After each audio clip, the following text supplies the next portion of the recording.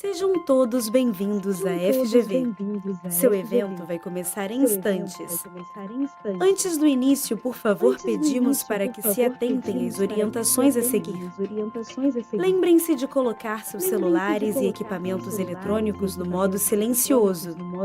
Não é permitido que sejam consumidos alimentos e nem bebidas no interior do auditório. O limite máximo de público é de 315 pessoas.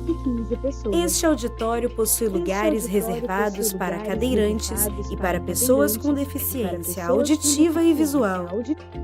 É proibido fumar em todos os ambientes da FGV, de acordo com a Lei Federal nº 12.546 de 2011. Em caso de falta de energia, as luzes de emergência acenderão automaticamente. O espaço possui saídas de emergência sinalizadas, com portas corta-fogo equipadas com barras antipânico, que possibilitam a saída do local com segurança. Para abrir a porta, basta empurrar a barra. Este ambiente conta com equipamentos de prevenção e combate a incêndio, como detectores de fumaça, sprinklers, extintores e hidrantes. Em caso de emergência, a brigada de incêndio será acionada para ajudar. Siga as orientações da brigada de incêndio. Ao ouvir os alarmes ou mensagens de emergência, mantenha a calma, evite pânico e confusão. Em caso de incêndio, não use o elevador. Desça pelas escadas de emergência. Para maior segurança, este auditório é monitorado por circuito fechado de TV. Antes de sair, confira seus pertences para não deixar nada para trás. A FGV não se responsabiliza por objetos deixados ou esquecidos nos auditórios ou em suas dependências. Antes de darmos início ao evento, gostaríamos de reforçar o seguinte disclaimer.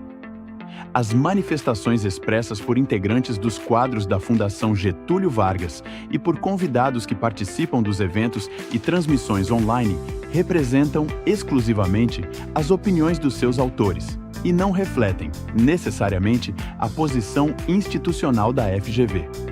Este evento poderá coletar seus dados pessoais e registrar sua imagem e voz por meio de vídeos, respeitando as leis aplicáveis. Você poderá deixar de participar do evento. Em caso de dúvidas, entre em contato com a FGV pela aba de proteção de dados no portal.fgv.br. Agradecemos sua participação e desejamos um excelente evento.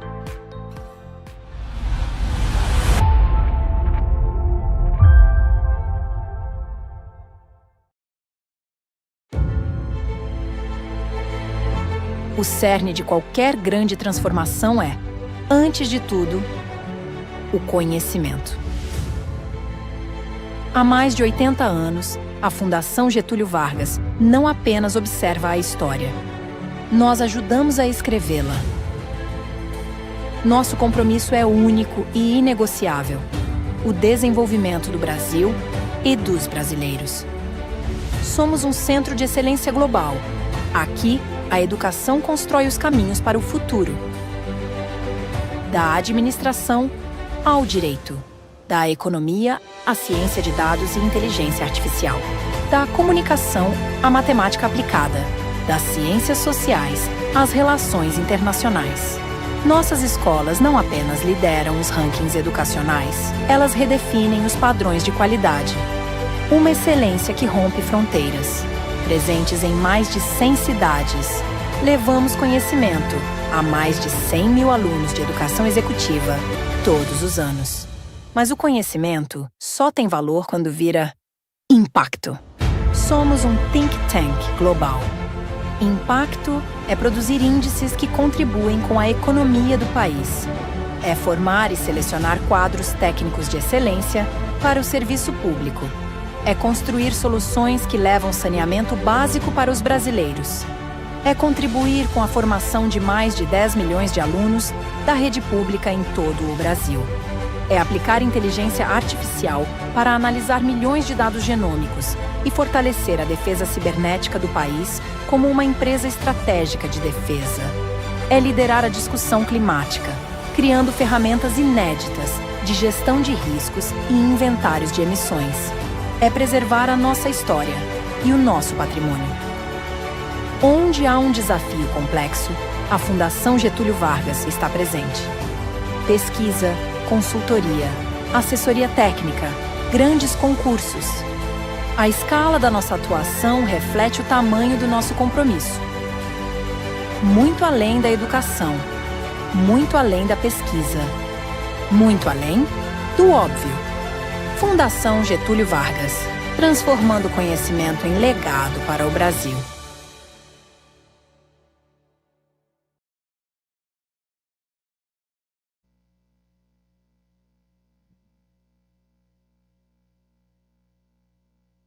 Hello, everyone. Our event is starting today, and to properly welcome everyone, I invite my colleague, Thales Andreassi. Thales, please.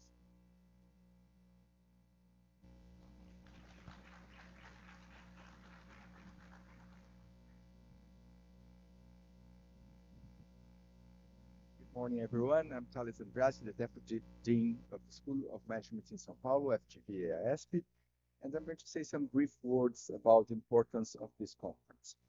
It's a great pleasure to welcome you to the Digital Platforms Regulatory and Managerial Challenges International Conference, jointly organized by EAESP, the School of Management in São Paulo, and the EBAPE, the FGV School of Management in Rio, in partnership with USC Marshall School of Business through the Initiative on Digital Competition. This is a particularly important occasion for us. For the first time, we have the opportunity to host this conference in Brazil, following its previous edition in Santiago, Chile. And there could not be a more timely moment to bring this discussion. First of all, I'd like to thank Professors Anthony Dux and Daniel Sokol, co-directors of the Initiative on Digital Competition. Thank you very much for bringing this initiative to Brazil, and above all, for being here with us. I would also like to extend a special thank you to the local team that made this conference possible. Professor Fábio Caldiraro and Professor Laila Mendes from EBAPE, and Professor Delane Botelho from EAESP. Organizing a conference like this requires a great deal of work, coordination, and dedication. I would also like to recognize the important work of organization carried out by DCOM, FGV Communication Area. Today, our focus will be primarily on market and regulatory challenges. We'll hear from representatives of companies and institutions that are directly at the forefront of these transformations. Apple, the bank, Mercado Bitcoin, Open Finance, Brazil, and iFood, as well as the Ministry of Finance and CAD. Tomorrow, however, we'll broaden our perspective to the academic debate, bringing together researchers from USC, UCLA, the University of Colorado, the University of Miami, Boston University, FGV, Federal University of Rio de Janeiro, and Universidade de Chile. Digital platforms are no longer simply technology companies. They have become part of the economic infrastructure of society. Today, a significant share of commerce, credit, information, and work flows through platforms. And when infrastructure of this scale becomes overly concentrated, fails, or changes its roles, the effects are no longer merely business-related. They can affect consumers, small businesses, competitors, and under certain circumstances, the economy itself. That is why this topic is now at the center of the global regulatory debate. There is an additional challenge about this topic, the speed of innovation. Generative artificial intelligence, digital assets, open finance, credit platforms, and new business models are emerging at a pace that often exceeds the traditional ability of regulation to keep up. This raises a fundamental question for companies, regulators, and researchers. How can we create an environment that protects competition and consumers provides legal certainty and, at the same time, does not hinder innovation? There is no simple answer to this question, and that is precisely why we need different perspectives sitting at the same table. That is exactly the kind of exchange of perspectives that this conference provides. For FGV, hosting and participating in this debate has a special significance. Educating managers, researchers, and leaders who are able to operate at the intersection of business, technology, and regulation is part of our mission. By bringing together companies, regulators, and researchers from Brazil and abroad, we also reaffirm FGV's role as an important center for the production and dissemination of knowledge about the digital economy in Latin America. Thank you very much for your presence, your partnership, and your contribution to this conference. I wish you an excellent conference and a very productive discussion. Thank you very much.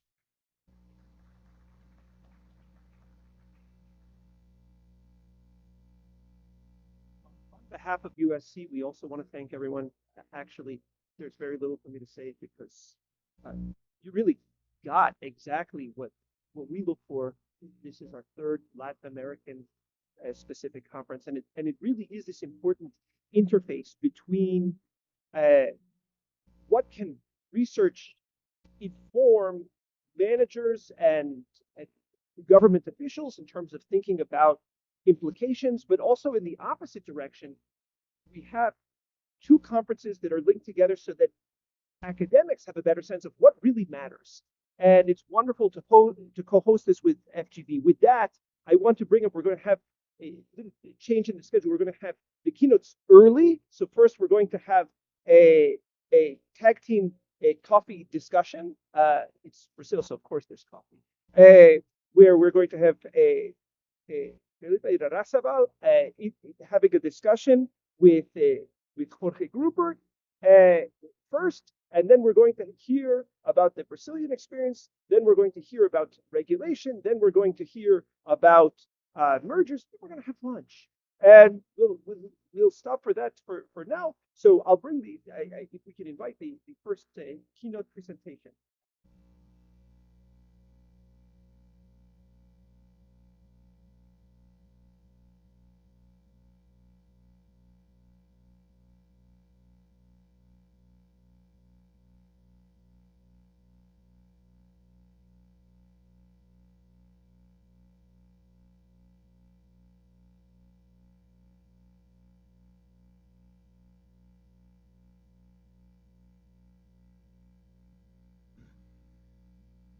Morning.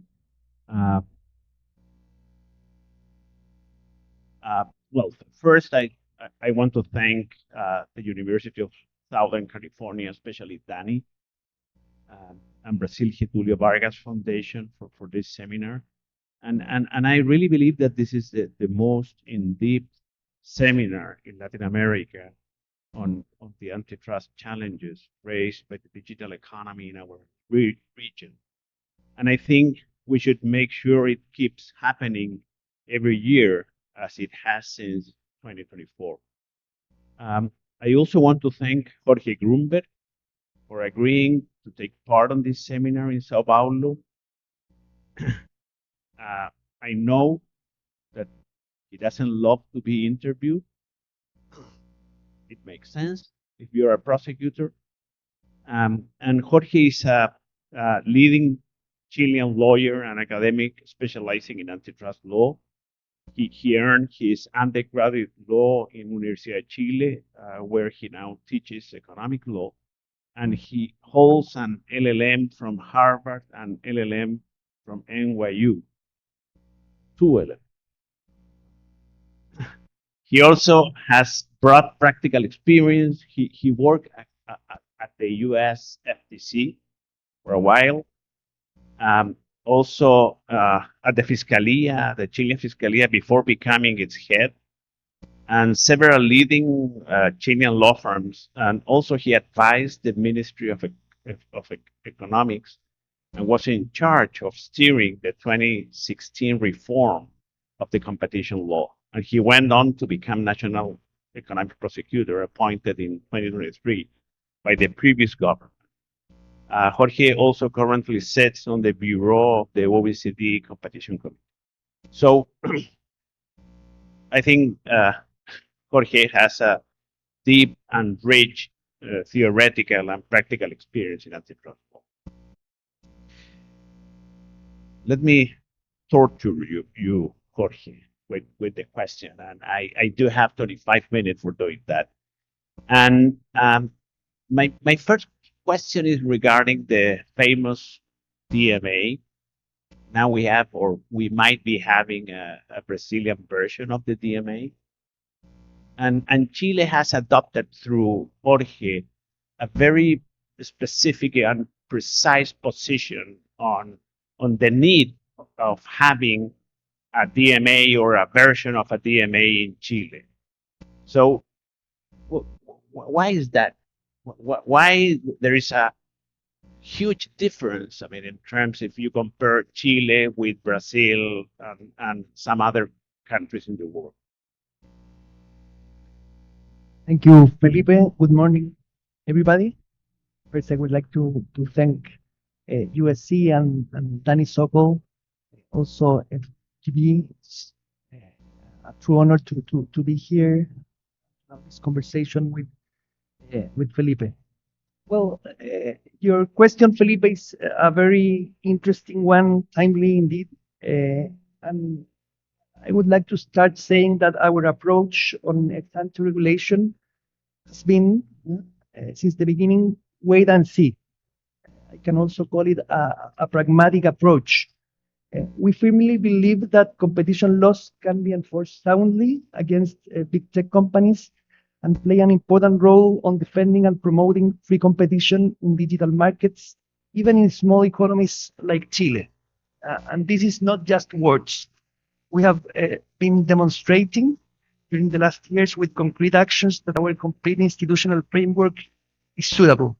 From the conduct standpoint, on one hand, we have carried out cartel, abuse of dominant position, vertical restriction cases, and also from the tools standpoint, we have used accusations, commitments, and also market studies to address competitive concerns arising from digital platforms.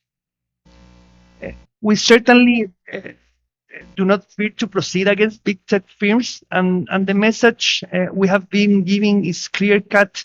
Chile's competition laws are binding and must be respected. That said, and getting back to the debate on ex-ante regulation, we understand that the European Union, the UK, Brazil have defined or are defining to complement their institutional frameworks and reinforce them with ex-ante regulation. This is obviously a major development. And since the beginning, in the case of the EU, we are carefully seeing how it works to be able to take a more definitive position on the matter during the next years. I said in the beginning that I can call this wait-and-see approach also a pragmatic approach because a small agency and a small economy like ours is not currently in condition to assume the costs that would entail implementing such a kind of regulation. I have been discussing publicly, and my predecessor in office as well, that we have a limited budget that has decreased 15% during the last 7 years. And assuming regulatory functions without enough budget would be certainly truly problematic and also affect our story that, on our view, can be called modestly a sort of successful story in enforcing competition laws. This is very delicate. The budget. Okay, interesting. But time is of the essence. How you deal with that? I mean, if you have an ex post system, that requires a lot of time. That you have a lot of time. I mean, how do you deal with that? Well, our institutional framework is flexible enough to deal with complex cases like the ones that are happening in digital markets. emphasize that we have a bifurcated system in which we have to investigate and then file our accusations before a court, the competition court in Chile, and then decisions can be challenged before the Supreme Court. The FNE and our institutional framework, our Competition Act, is well equipped to solve competition problems arising in digital markets. And landing on the time issue, we have definitely a major challenge, which is to investigate faster. And this is certainly not easy and not always possible, depending on the complexities of some of the cases. But having said that, our experience of the last 3 years has showed us that the agency has been gaining more traction, and the knowledge we have acquired is allowing us to move faster. We have also been investing resources in people, small amount of people, but still there is an investment there, and infrastructure to better understand digital markets. We have strengthened our intelligence unit. We have hired more data scientists. Nowadays, at the FNE, we are not only lawyers and economists, we have a couple of data scientists. And all that allows us to move faster. Then secondly, you have to make decisions in an agency to end case earlier when possible, and this is key. Commitments, and I understand we are going to discuss deeper on this, have allowed us to do that and remove competitive problems, such as, for example, price parity clauses. In our system, when the FNE, the agency, agrees commitments, the court has to approve them. So that demands not only to negotiate with the parties, but also to have the sufficient background to address potential concerns from the court, because to approve an agreement containing commitments, there is a hearing, and the court can demand from you background, reasonability, to understand that the remedies are suitable to address the competitive concerns. And then a third issue connected to time, that we have to be preemptive and arrive before competitive problems occur or dominant market positions are consolidated. And in such context, we have market studies as suitable to make that happen. You mentioned conciliation, which are agreements, I mean, during the proceeding, after a claim, and then also settlements. You have been using that a lot, settlements and conciliation, and it makes sense, I mean, because of time is of the essence. But also those mechanisms has some limitations. Better sometimes to have an award, a final award. So what do you think are those limitations that we must be aware of? This is an important issue. Well, commitments and settlements are key in the enforcement of competition laws for every competition agency, and even more, in our view, in digital markets, due to the intrinsic dynamism of such markets. The system has to be timely in its interventions. Commitments and settlements, of course, are very valuable, but cannot be used in every case. Let me tell you about the sort of doctrine that we have been developing and the reasons behind such a position. On commitments, we have been using them to solve novel conduct, such as we did with price parity clauses, which delivery platforms, and then with Booking.com, we use such tools to eliminate from both digital markets those kind of clauses. We use it also in novel conducts in a traditional market to address the first dissemination of information case in Chile by a trade association in the agro industry. And in our view, there could be a limit, for example, on commitments in the sense that they should not be used to solve hardcore cartel cases in which the investigated parties are clearly conscious about what they are doing. in those cases, prefer to have a final award, but it's important for the system to have it. And then talking about settlements in ongoing cases for the competition tribunal, we have been open to settle cases of diverse nature, in which on average defendants pay between 40% to 50% of the fines requested on our accusations.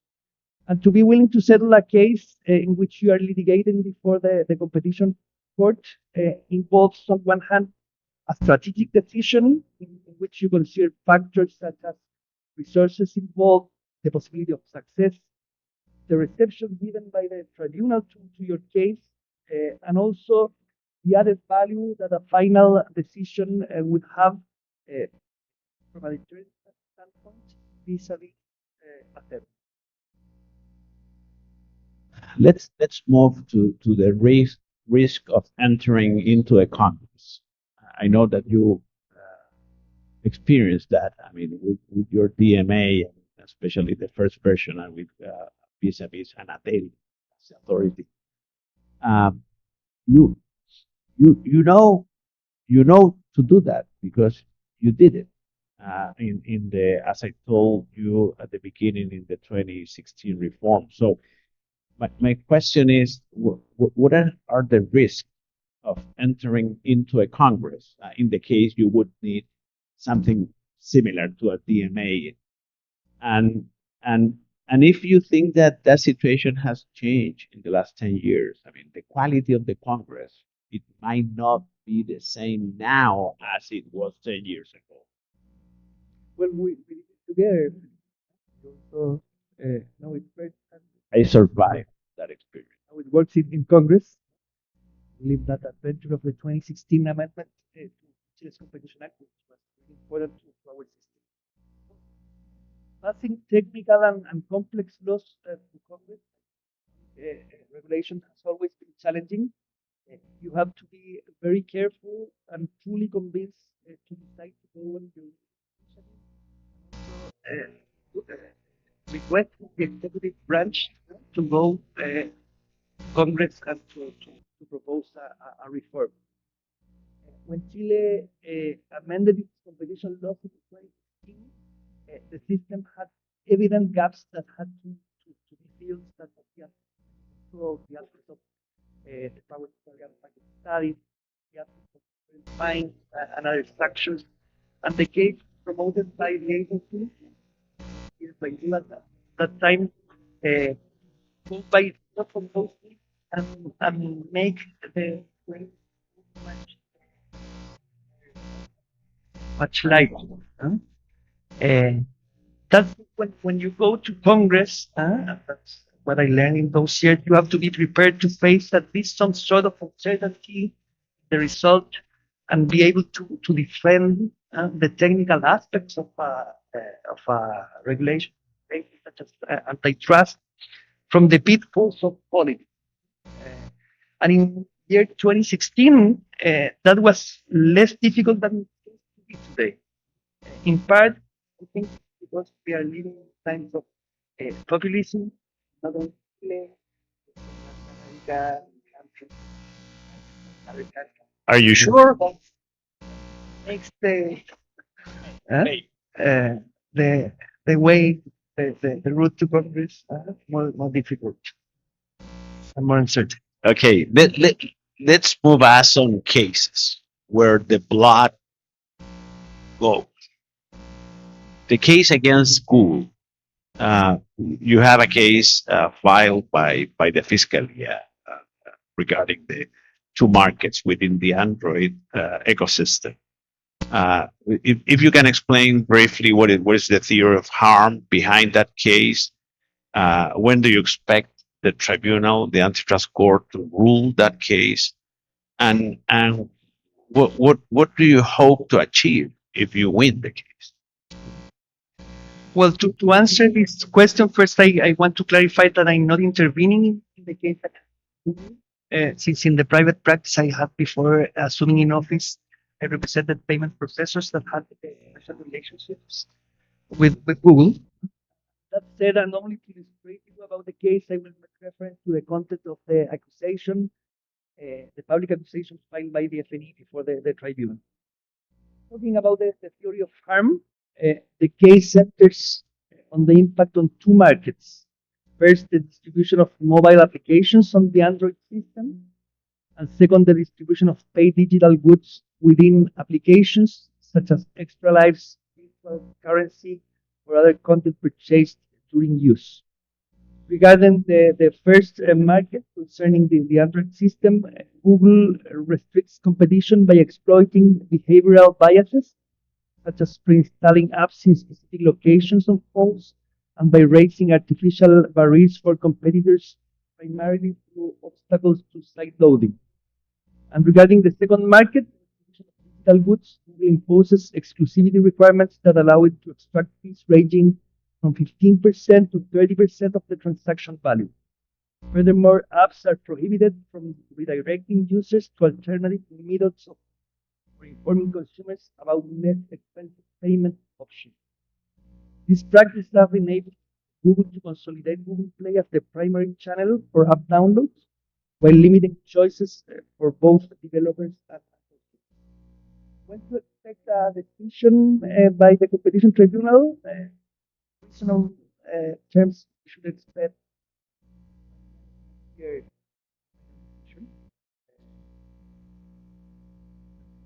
That would be reasonable to expect that.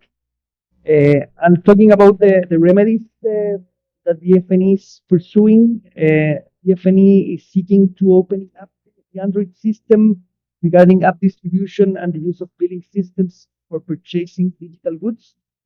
Mainly, the FNE wants to see competition in these areas, which would provide users with more payment options and the ability to access various app stores.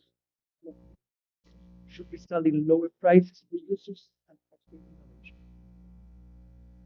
And I know that you are also pursuing an investigation against Apple. Maybe you can tell us something about that?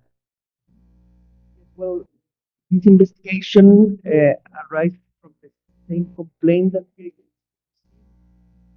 that involved Apple, and we decided, as in other investigations, mainly because the business models of the companies are different, and investigation requires to dig deeper in such aspects to analyze the particulars of each business model. We have been moving forward with the investigation against Apple, and again, reasonable terms, we should expect a decision on our side by. Here is a question that you would like to answer. The most favored nation clause cases. You have had cases against Booking, Uber Eats, Pedidos Ya, Rappi, and regarding this topic. So, why don't you tell us something about what is behind those cases and why those cases are important? How are you dealing with the free riding on those cases, and also with market share tests from the vertical restraint guidelines? I mean, if you have used that. Good. Well, these two price parity clauses cases have been particularly relevant for us. Both of them involve digital platforms. We assessed them within the framework provided on our vertical restriction guidelines, which contemplate an assessment based on the rule of reason by potential against potential efficiencies raised by the parties, and the guidelines provide a 35% market share in harbor, but for resale price maintenance and cumulative vertical restrictions to consider for the cases. And the first case concerns the delivery platforms, Uber, Pedidos Ya, which is a subsidiary of Delivery Hero, and Rappi, and such three platforms accounted for the whole market of food delivery. And all of them had this kind of process, so we were in presence of cumulative restrictions. On December 2023, after a year of investigation, we agreed commitments with the parties, and they committed to eliminate all their price parity clauses, both wide and narrow ones, and the competition tribunal approved the commitment. And then the second case that concerned Booking.com. Booking was and is the dominant player in the market. And on March of this year, we agreed with Booking to drop the clauses, all the clauses, both wide and narrow ones. And besides that, Booking committed to pay $6 million on the benefit of the Chilean treasury. Why is that, and why is the contrast with the delivering case? It's because first, for investigation, we carried out a market study on lodging, on the lodging industry and on the platforms in the such industry, and we raised issues surrounding the price parity clauses. And from that market study, it was the first time that we decided to initiate a subsequent investigation.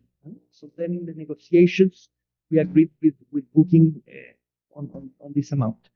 On this investigation, we investigated Expedia, and because of its very low market share, because we didn't see any restrictions such as in the delivery food industry, we decided not to proceed against Expedia. Then on the theory of harm, the company concluded that the clauses were reducing competitive intensity among platforms and also among restaurants and all hotels that have their own platforms, while damaging, potentially or effectively damaging final consumers. The FNE also concluded that these clauses were disincentivating the entrance to the market of new platforms, more aggressive ones. And on the other hand, the FNE concluded that the efficiencies raised by the parties were not proven. In the commitments, we agreed with the parties that there is a clause that allows the parties after 3 years to provide us new to review the elimination of the clauses and to ask the tribunal to leave the restrictions that would be possible. This is because it's kind of vertical restriction competitive. And finally, of the relevant lesson, well, it is that commitments are very efficient to address competitive concerns in the market and time. You mentioned the Delivery Hero, and also I know that you had a case where you tackling or you sanction an international pollution in food delivery. Could you very briefly, because we are running out of time, tell us something about that? Sure. Well, this was a very special case for us and very important. It involved an international cartel built on minority shareholdings held by Delivery Hero on Globo, minority shareholders on a competitor, and also it entailed an international market sharing agreement involving a final acquisition of assets. It was a really complex case. The ban conduct antitrust, and the agreement was adopted among the parent companies of Delivery Hero and Globo, that Chile. It was adopted out of Chile's frontiers, and the companies agreed to share countries.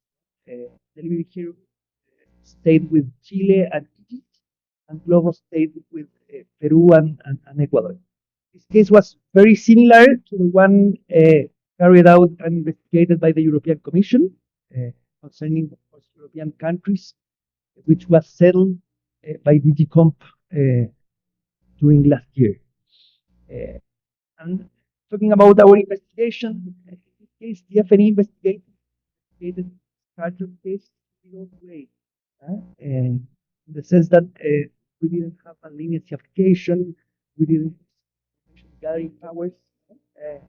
We should intensive RFIs and conducted interviews with the investigated parties, very different, and what was going behind documents, the transactions involved here. And on June 2025, we filed our accusation for the tribunal.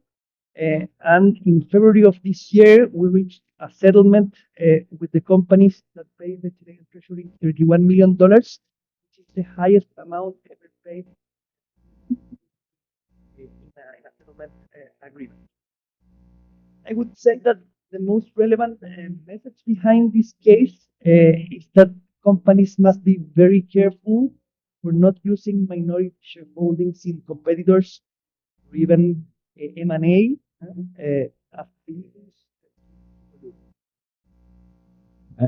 I think I will skip, because we are running out of time. I will skip the question about merger, but you have been very active on the issue of carrier acquisition. Also, you have called in powers. But let's move to market study, because you just finished this couple of months ago a study on e-commerce, which is a very interesting one.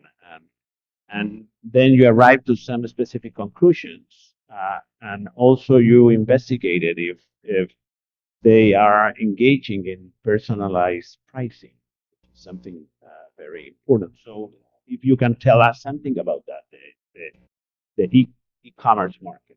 Sure.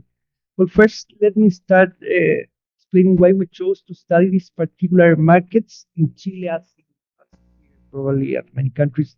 E-commerce has been increasing exponentially since pandemics. There are strong actors in Chile that operate the platforms. One comes from the physical, traditional world, and others are new actors. And in Chile, the leading platform is Mercado Libre. It's not a clearly dominant player based on what we concluded in our study. And based on the experiences we saw before initiating the study in the US and Europe mainly, we believe that it was totally pertinent to use this preemptive tool of market studies to evaluate the competitive performance of the platforms that are competing in Chile before the leading actor, or maybe the second actor, reach a state of consolidation that entails an extreme difficulty to act to preserve competition in the market in other jurisdictions. Market studies are, in the end, a preemptive tool that allows us to assess a market from a competitive standpoint without prejudicing and looking for infringement.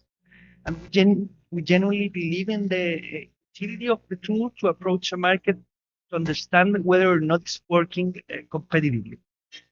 And in this case, in e-commerce, we receive good news from a competitive standpoint. Which can be a little bit rare for a competition agency.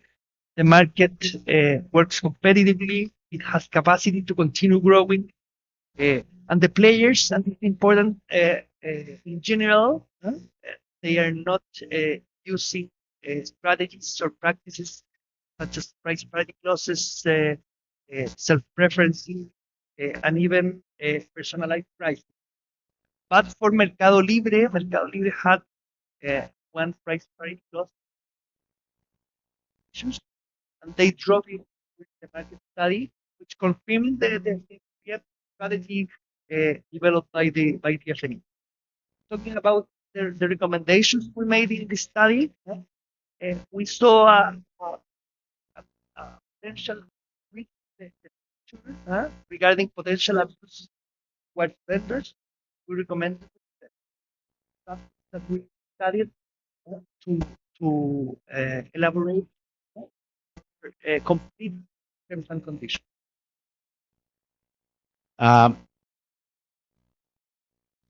you have been working hard, and this is just, I mean, there are other activities and cases where we don't have time to mention. I mean, we just pick up the most important one.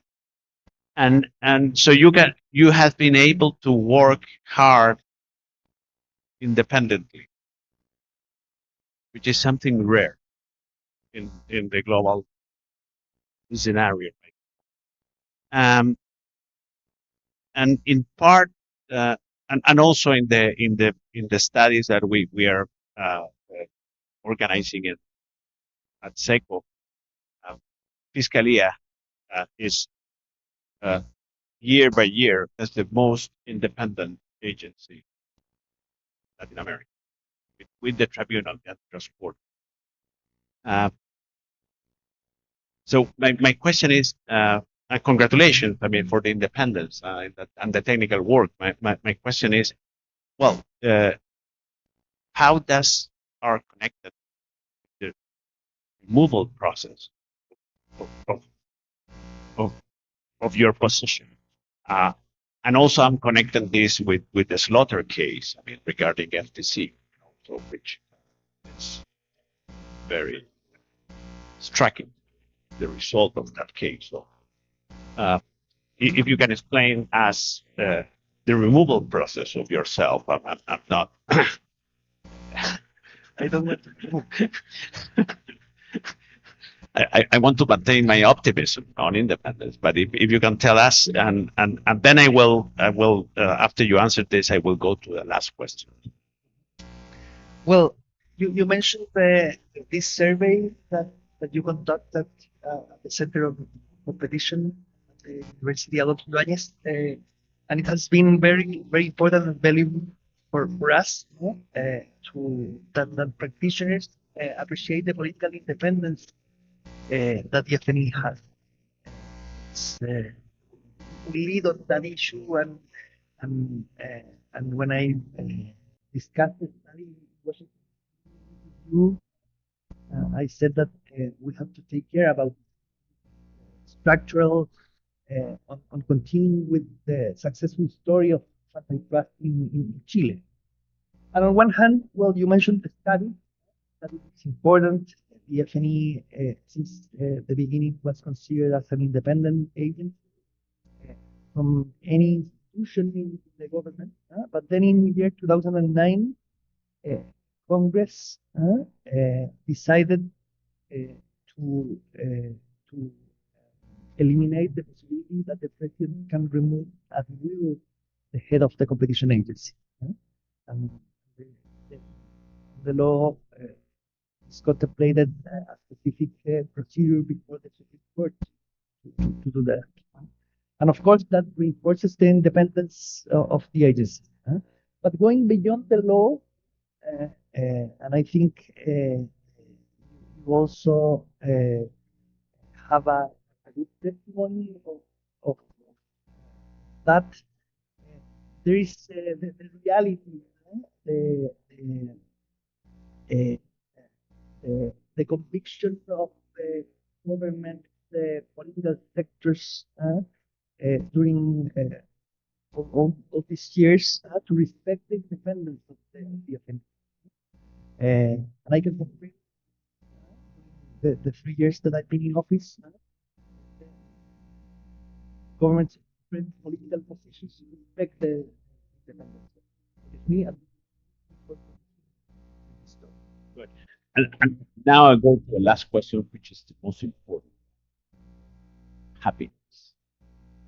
The trust and happiness. Can you be a competition authority in Chile and still be happy and sleep well? What are the main hardships and the main rewards of the job? important question. Well, definitely, I'm very happy. I sleep well, not as much as I would like to. This is an interesting, a challenging job. I really enjoy it. Talking about hardships, one hardship is that you have to administrate scarce resources, and it's essential to prioritize. And You have to do this almost every day of the agency, and it's truly important, but also challenging. And talking about rewards, rewards in the agency, a real privilege to work with talented young people committed every day, leaving them to create doing your job better for everybody in the country. And also hardship was, well, when I, as you know, explain my competition and why it is important. Good. Thank you very much. And please, an applause to this class. Thank you very much.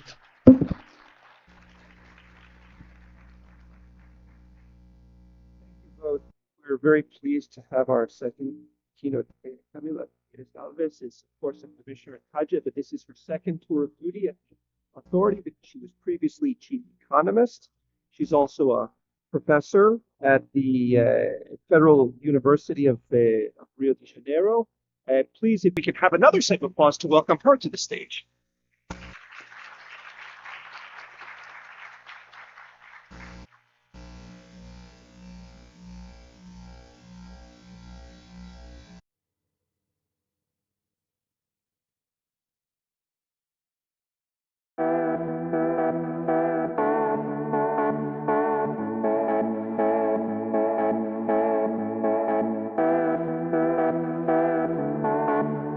To have the chance to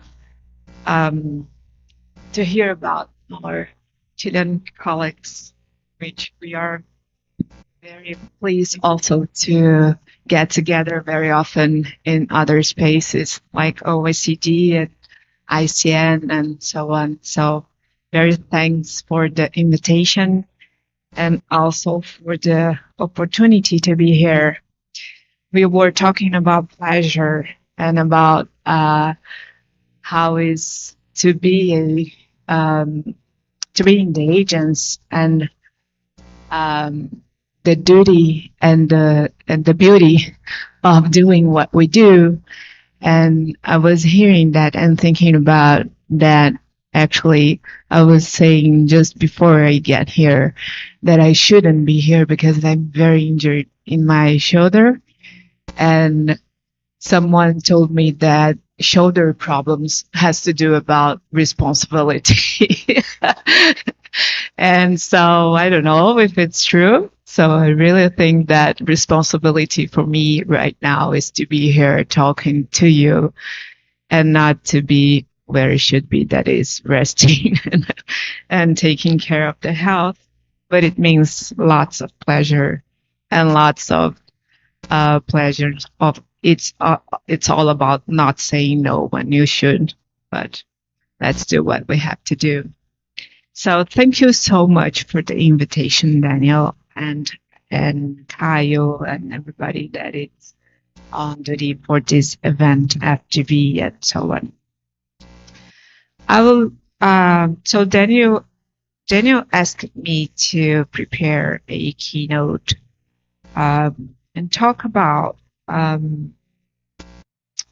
something about my view and all the things that we've been doing and thinking about, this process of thinking about digital and so on.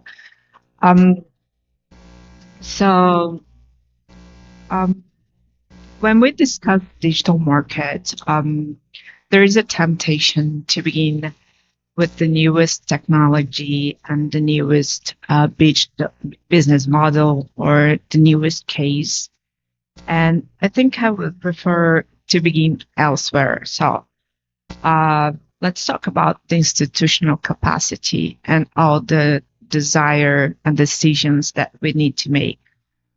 So I think that the central question for competition policy is whether our institution can understand markets that change quickly enough, select the problems that matter most, act at the right moment, and coordinate with other public bodies and preserve the competitive process and the conditions for innovation that we've been talking about a lot over time. So I think that my perspective here is shaped by economics, because I'm an economist, and by the institutional history of CADI. I served as CADI chief economist when the architecture created by the 2011 new Competition Act was still relatively young and between the changes. And now I sit in CADI's tribunal. So one lesson that from those different positions is that substantive analysis and institutional design cannot be separate for long. So a sound theory of harm of little use if it arrives after competitive conditions that have become difficult to restore. So it means that broad statutory powers are equally insufficient if priorities, procedures, and institutional interface are unclear. And I believe, and I have said that for a while, that digital markets make that relationship particularly visible and makes the opportunity for us to think all about it. So digital platforms, we said that, have generated extraordinary benefits. We know that they reduce search and transaction costs to connect dispersed groups of users, enables new services, and provide infrastructures. And their success frequently reflects genuine innovation and substantial investments. That's no doubt about that.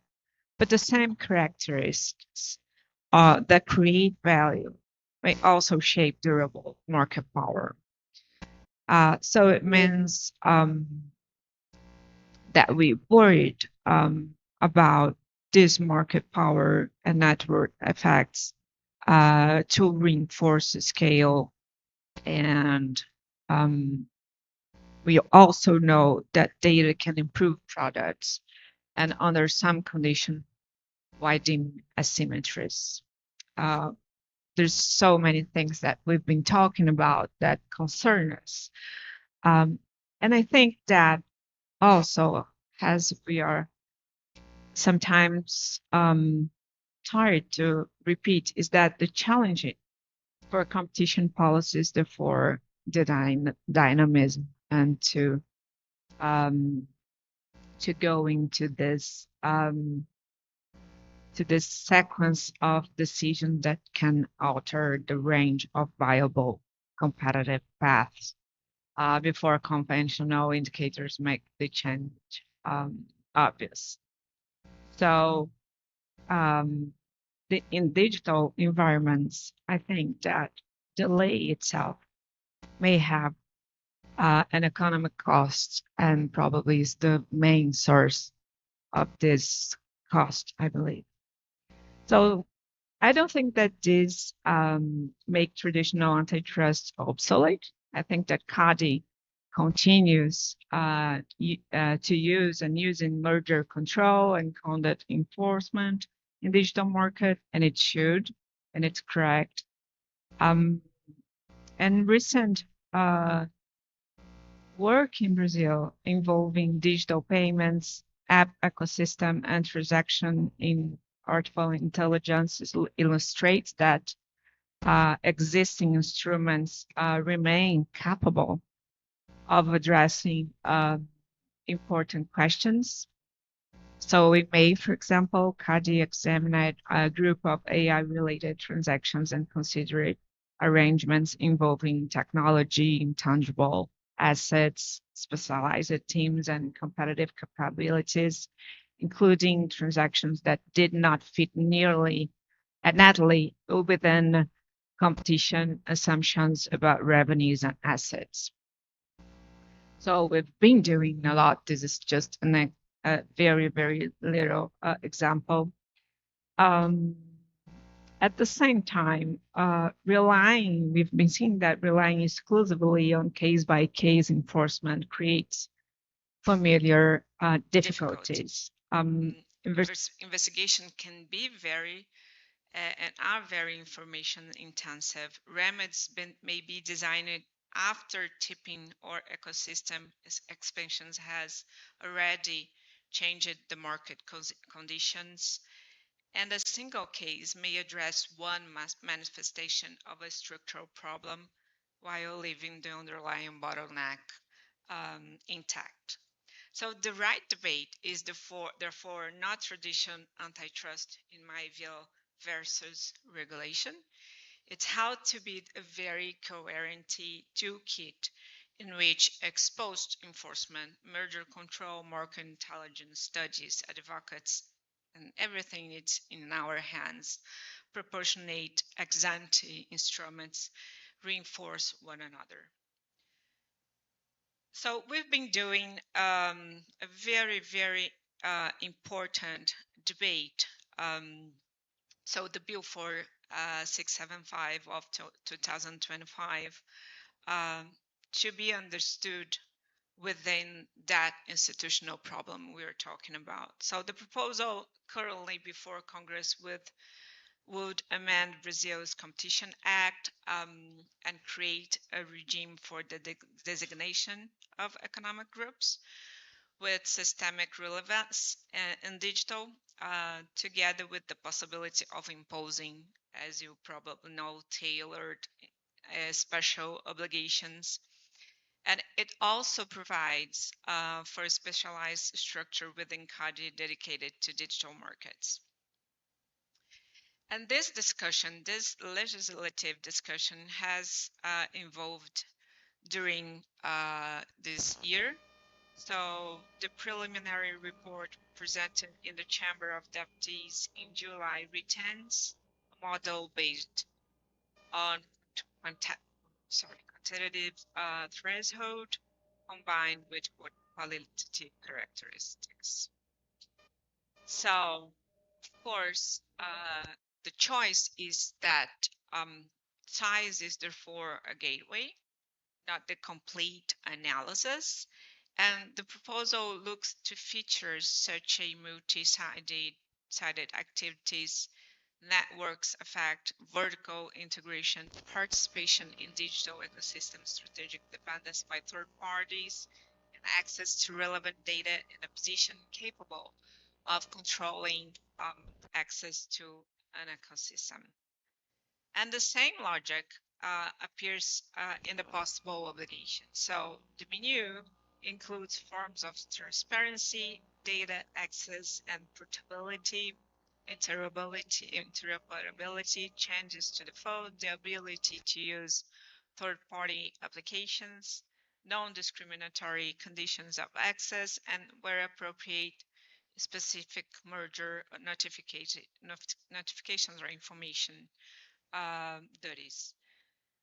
So the relevant institutional idea here is more than any isolated item on that list. So obligations would be selected through a demonstrative process and connected to the competitive characteristics of the designated firm and service. So what I think it's important to highlight, and probably is indirectly connected with what we decided, as a country, because as you know, there is a government proposal behind that, Minister of Finance, CADE, and so many people, and some of them very well represented in this room today. What matters a lot for us is flexibility. So we learned from the European Digital Market Act, the United Kingdom Digital Markets Competition and Consumer Act, also the Germany Section 19A, and the enforcement experience of other jurisdictions. So we do not need to reproduce, I think, Chilean statements goes into that way. We don't need to reproduce any of them mechanically. Brazil has its own legal traditional, our institutional structure, market conditions, and every enforcement history. So our model can be tailored and more closely integrated with our competition system. And I think that this is also a very, there is also a very institutional humility point to make. It means that we do know that ex-ante instruments are not a substitute for evidence. So designations should not become a presumption of illegality. A special obligation should not have a clear connection to the competitive problem it seeks to address. It should be proportionate and it should remain open to revision as technology and market conditions evolve. So I think the strongest version of the bill, in my view, is therefore not the version that gives CADE the largest possible list of powers. It's the version that makes those powers administrable, reviewable, evidence-based, and strategically connected to the broader work of the authority. And I think I'm very sure that we are in this way. There's another thing in that flexibility option, which is the prioritization as part of enforcement. So I think that these choices were also grounded in the wishing of being able to prioritize what we want to look more deeply and to have the way of doing that in our path of improving the design of future remedies, or creates information that makes later enforcement faster and more predictable. So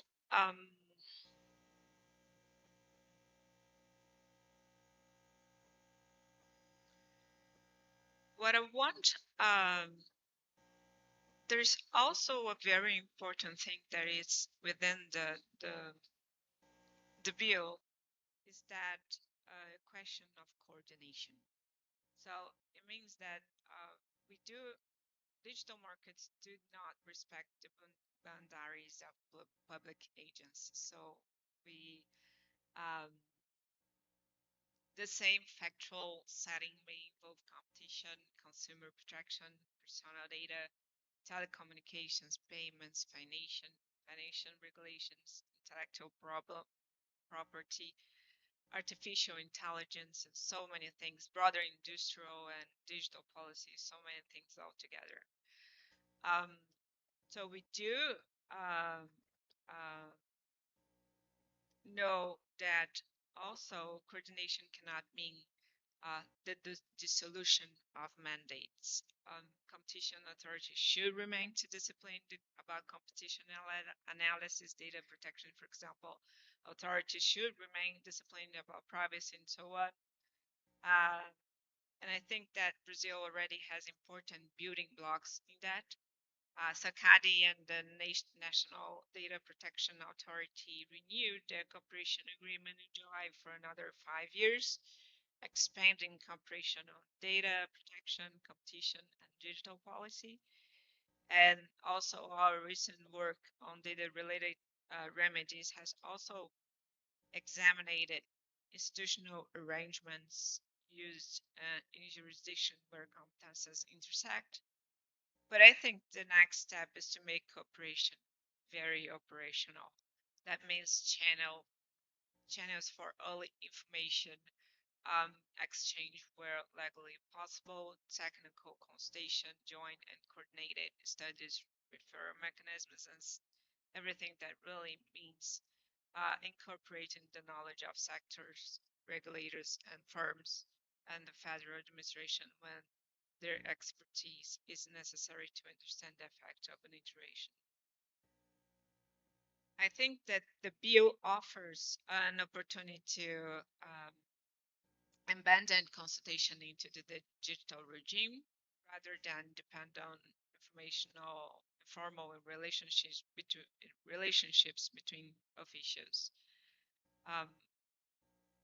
And also, international coordination, as we know, belongs very in the same direction and discussion. So we're talking about many digital business models that are global, and while competitive effects or legal mandates remain national, we do know that. So authorities will continue to reach different conclusions in some cases. That is normal. And what should be avoided is unnecessary fragmentation produced by a failure to exchange experience about theories of harm, evidence, technical standards, and remedy implementation.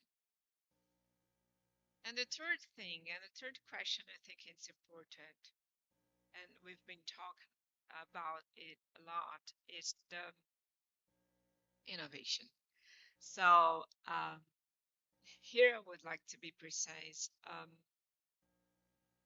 I think that the way that we should treat innovation is not thinking about it as a property right of the largest innovator in the market. So, and nor should it be treated as an automatic result of more intervention.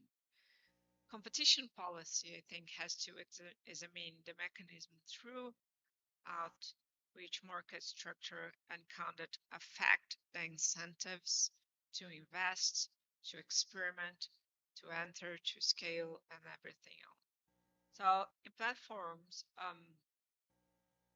there are at least three innovation perspectives to consider. There's innovation by the platforms itself, there is an innovation by complementers, business users that depend on the platform infrastructures, distribution interface, and there is an innovation by entrants and emerging technologies that may challenge the architecture of the existing ecosystem. So, and there's so many types of innovation that we cannot ignore. And a policy that ignores platform investment can produce the opposite error, and also a policy that protects only the first category of the big ones to investing in innovation can preserve investment by incumbent while quietly narrowing the space for the second and third firm. This is why I prefer a different formulation of the innovation question. So instead of asking whether a rule is pro-innovation or anti-innovation in the abstract, we should ask which paths or process of innovation it enables, which passes it disables, for whom, and over what time horizon. Interoperability is a good example for that. It's the same true for access to data, defaults, self-preference, and restrictions imposed on business users, for example. Artificial intelligence also make this issue very, very more immediate.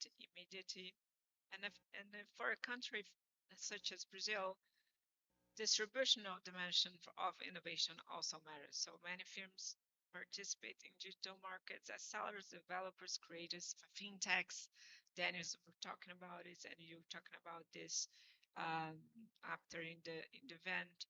Logistics providers and small or medium-sized business. Their ability to reach users on viable terms in part of the innovation environment, preserving contestability is therefore connected to economic opportunity across the ecosystem. So I think that a current Brazilian approach is in the process. So let me bring these threads together. First, I think that Brazil should resist to the false choice between ex-post antitrust and ex-ante rules. I think the modern digital market policy needs both connected through market intelligence, economic analysis, and everything that is needed to go into a very deep process of institutional learning. Second, new powers require explicit prioritization, so the quality of the regime will depend less on the number of obligations available on the paper than on the authority's capacity to identify the bottlenecks that deserve attention, select proportionate intervention, and evaluate their effect. And third, interinstitutional coordination, as I said, should be designed into the system.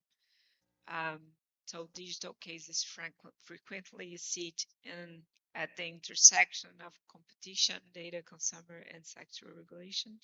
And coordination can really improve information and remedy design, while each authority preserves its legal mandate. Fourth, I think that innovation should be evaluated across the ecosystem and across time, and we should care about investment by established firm, and we also should care equally about the ability of complementers to develop new services and about the possibility that entrant can build the next architecture rather than merely rent a place inside the current one. So these principles also offer a way to read the view that we have. The view is important because it creates the opportunity to update our institutional capacity before the gap between market dynamics and public tools becomes even larger. Its value will depend on implementation cost choices that we will face, procedural safeguards, evidence, technical capability, and the discipline to adapt, obligation to concrete competitive problems. And Brazil can learn from the jurisdictions that move early without assuming that their first answers must become our final answers. So I will close with one thought. I think that competition policy is sometimes described as a policy concerned with correcting market failures. In digital, I think it is equally useful for us to see it as a policy concerned with preserving possible futures, not features, but futures.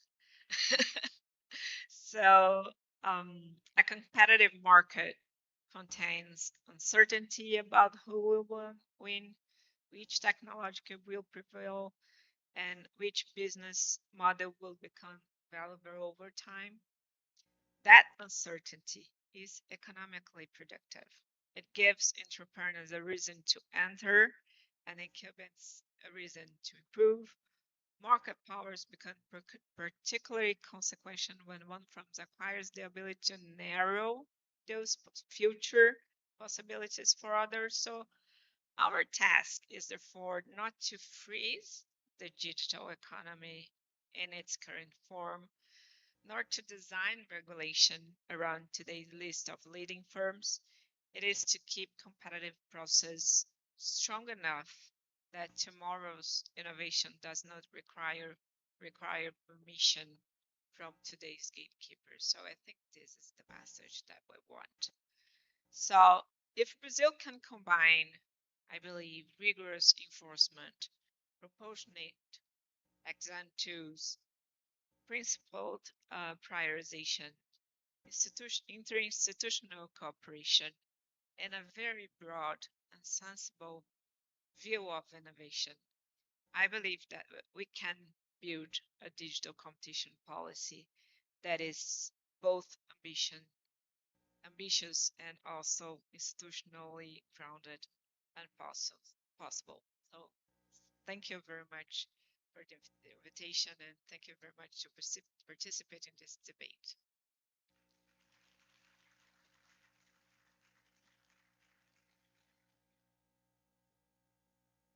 Thank you very much, Camila. Thank you very much. So, folks, we'll do a short 10 minutes coffee break, and then we will reconvene for the next panels, okay? Thank you.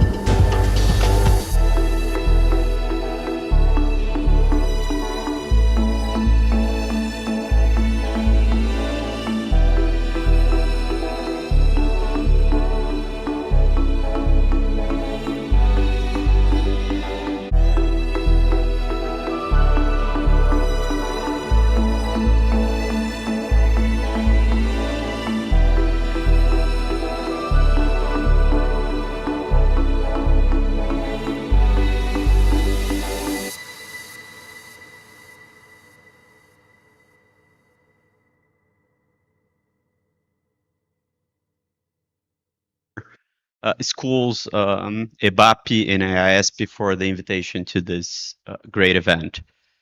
And now we have a panel to actually continue our conversation about digital markets, a panel about our bill that's in Congress, the 46675 bill that proposes ex-ante competition regulation in digital markets. And we have a stellar panel here to discuss this issue. So we're going to have a discussion with Alexandre Ferreira, which is Director of Programs in the Ministry of Finance, Secretary of Microeconomic Reforms. And Alexandre is certainly one of the most prominent voices in the Ministry of Finance discussing this issue since the subsidies round that was taken by civil society and a couple of years ago, actually. Then we also have Paulo Henrique Oliveira, Chief of Staff of the Presidency of CADE, bringing CADE's perspective on this discussion. And we're going to have Marcela Matiuso, who is a private attorney, professor at IDP, and also Director of Digital Markets in IBRAC, participate in the discussion from a private perspective as well. So maybe we could start with Alexandre Ferreira. We agreed upon like different perspectives that could be brought in this panel. Alexandre kindly took the lead in presenting the current stage of the bill in Congress, the new advancements that we had after the report presented by Congressman Aliel. So please, Alexandre, the floor is yours. Well, thank you, Caio. Also, thank you very much for FGV and USC for the invitation to be here. It's a pleasure to be in this panel with Paulo, with Marcela, and moderated by Caio, who are, I think, a few intellectual voices who have been discussing this proposal since the beginning. So it's a pleasure to be here and to meet you again, and also the other colleagues who are attending the conference. So I'm going to start. I think we have talked a lot about Bill 4675, but I'm going to walk you through the fundamentals here. I'm going to do three things. So I'm going to walk you through the fundamentals, explain what changes in the recent substitute report presented by Congressman Ariel Machado, and tell you where we stand legislatively.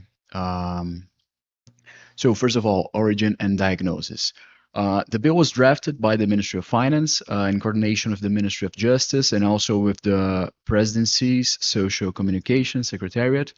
It was later reviewed by a working group at Casa Civil, and was based on a public consultation in which we had more than 300 contributions for 72 participants, which was very interesting.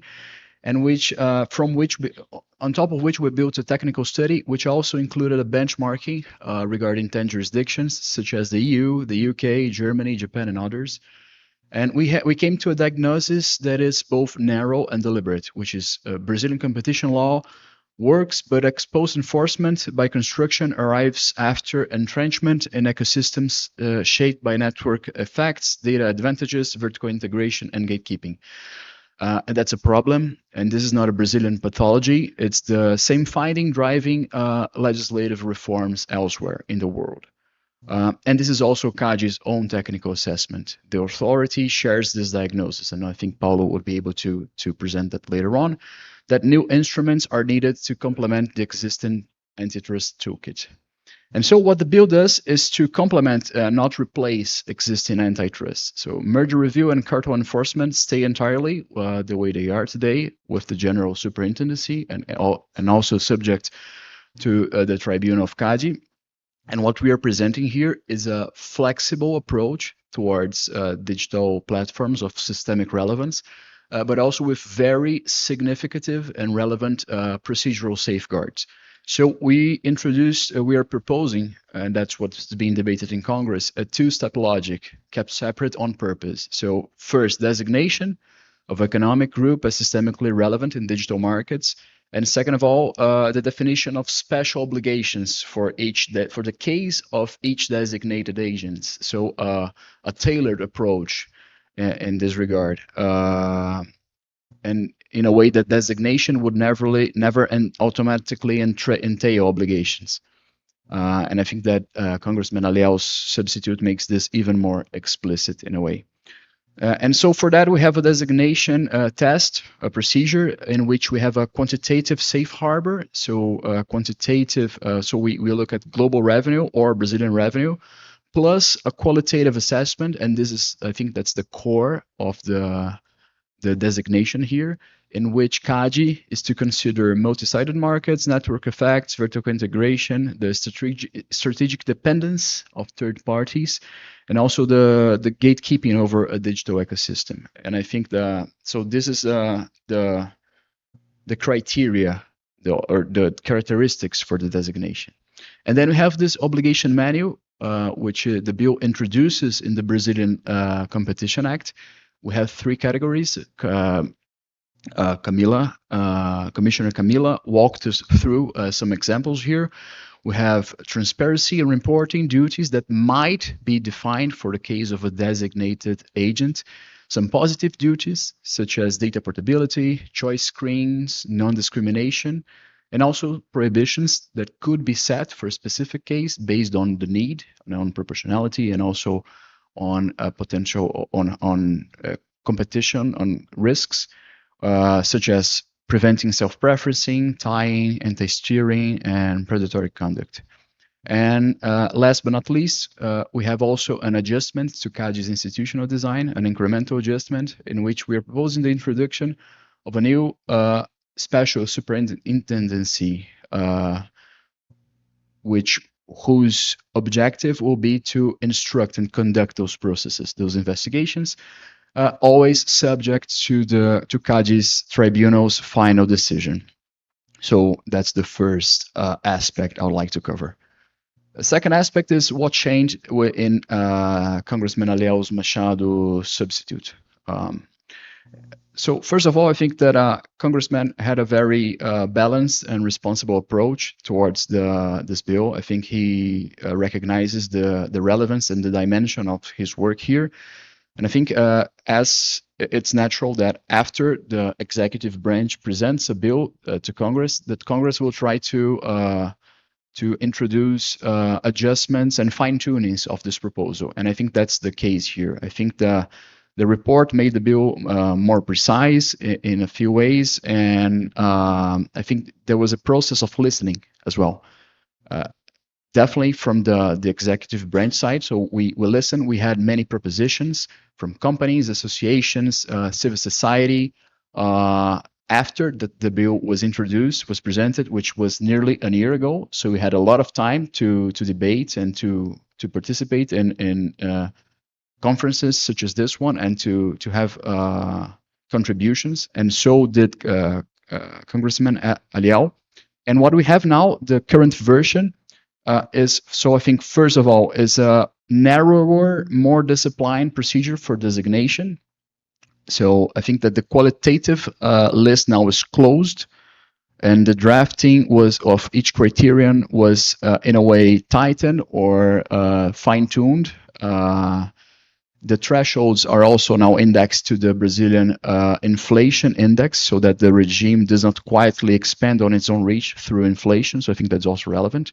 There's a shorter designation maximum period, so there was a reduction from 10 to 6 years, so which would then force CADE to reassess the need for designation. Obligations were always intended to be bounded to services, but now I think that's clear in the text that obligations are not to. It's not that the entire economic group or company will be subject to those anti-steering or transparency obligations, rather a few set of specific services.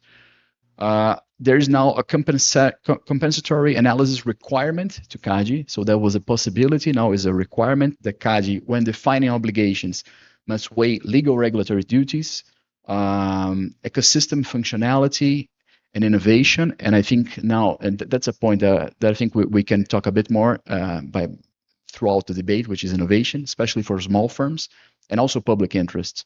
There's now a more clear review mechanisms that covers both the designation itself and the procedures for special obligations, which was also the idea that when market conditions change, one could argue that the designation of Group A or B is no longer needed, or a set of obligations is not enough, or on the contrary, is producing anti-desired outcomes.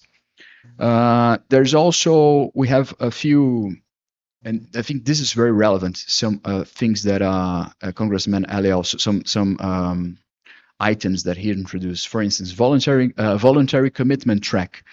So the designated agents throughout the process of obligations can also propose the implementation plans, technical parameters, monitoring mechanisms, which is I believe a deliberate move toward a more dialogic model. And I recognize that in Congressman Aliao's report. Also reinforce independent audit here, because again, we have a model which relies on flexibility and on accountability and on procedural safeguards. And a relevant part of that is that we have compliance reports, transparency reports. So I think that reinforcing that those will be independently audited is relevant. And also transparency and lobby disclosure, because also regarding this track of accountability, what we expect is that there will be a few very relevant cases that will be conducted under those new procedures. And so there need to be public hearings, there need to be public consultations and transparency. And what we see, I think it's a challenge when it comes to policymaking in the digital arena as a whole, but specifically when it comes to competition policymaking, is sometimes we don't know who we are talking to. And so I think that's on the public interest that people presenting evidence and arguments before CADE and before the government, they disclose whose interests are being represented, which is not a problem. I think that's part of the game, is to have think tanks and associations representing interests. But I think that this needs to be crystal clear for the sake of public interest. And I think that's very relevant.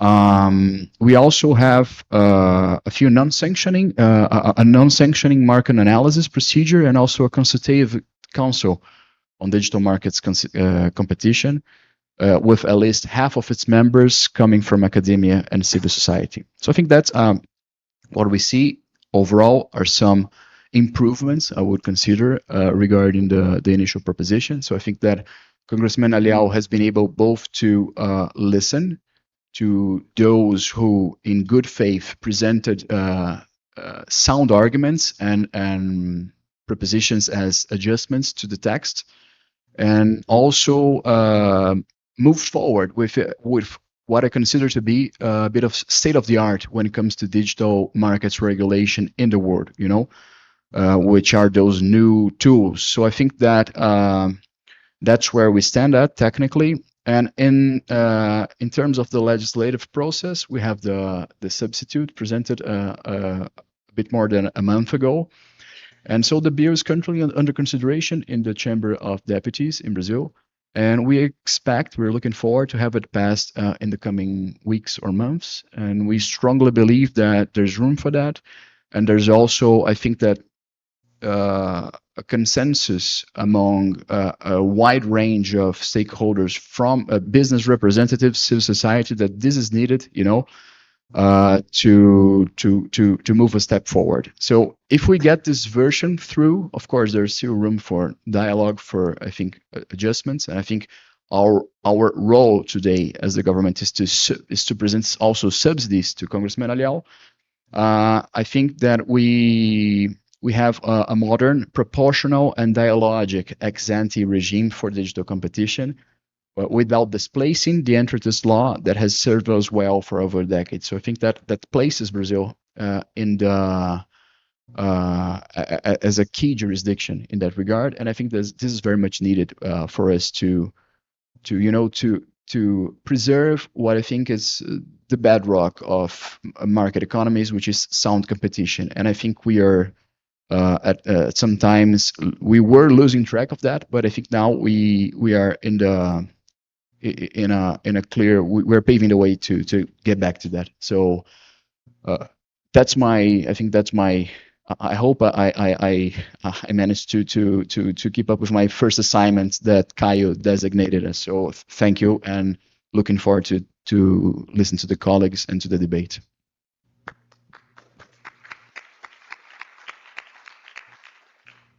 Thank you, Alexandre. Excellent overview, and thank you for keeping us on time as well. So you built well on the background of our keynote speakers, and bringing how where we are in the discussion, right, and how the recent report of Eliel Machado actually adjusted a few points in the bill, and how the bill is expected to work. Now we move to Paulo Henrique Oliveira. Paulo is the Chief of Staff of the Presidency of CADE, as I mentioned, and has been one of the very active voices in CADE, participated in this debate. And Paulo, I think what I'd like to bring is a bit of like the recent experience of CADE and how this bill and the proposals in the bill fit with this recent experience of CADE. And how do you see the challenges when this bill is approved, and maybe a bit of your impressions on the adjustments of Congressman Eliel Machado? Okay, and thank you, Caio. Thank you, Silvia. Thank you, everybody that's organizing the event, for the invitation. It's always amazing to do a panel among friends. Marcelo, Caio, and Alexandre. And I've listened to Alexandre presented this bill a lot of times, and it's always getting better in the presentation of the bill. I'll try to make the bridge between how we thought about the bill and what we do in CADE, but like as everything that we do together, me and Alexandre, I'll be a little less structured than Alexandre in this intervention. So I'd like to make a kind of like a circular argument regarding the cases in CADE and regarding what we think about the institutional structure of CADE and the institutional structure of enforcement in Brazil and in the bill. So like the first thing, I think, and I always like to say this, every type of competition regulation bill in the world is a negation or an affirmation of the DMA. I really think that our approach, the Ministry of Finance approach, CADE's approach, is a negation of the DMA.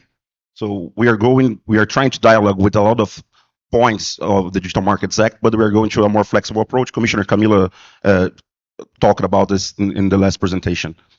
I think there's some lessons that we learned in the process of enforcing mergers and conduct cases in CADE, and there are some lessons that we learned in the process of designing this bill that we're trying to bring to CADE's enforcement. So, and then I'll go to the cases and try to make a point with the cases and the case law.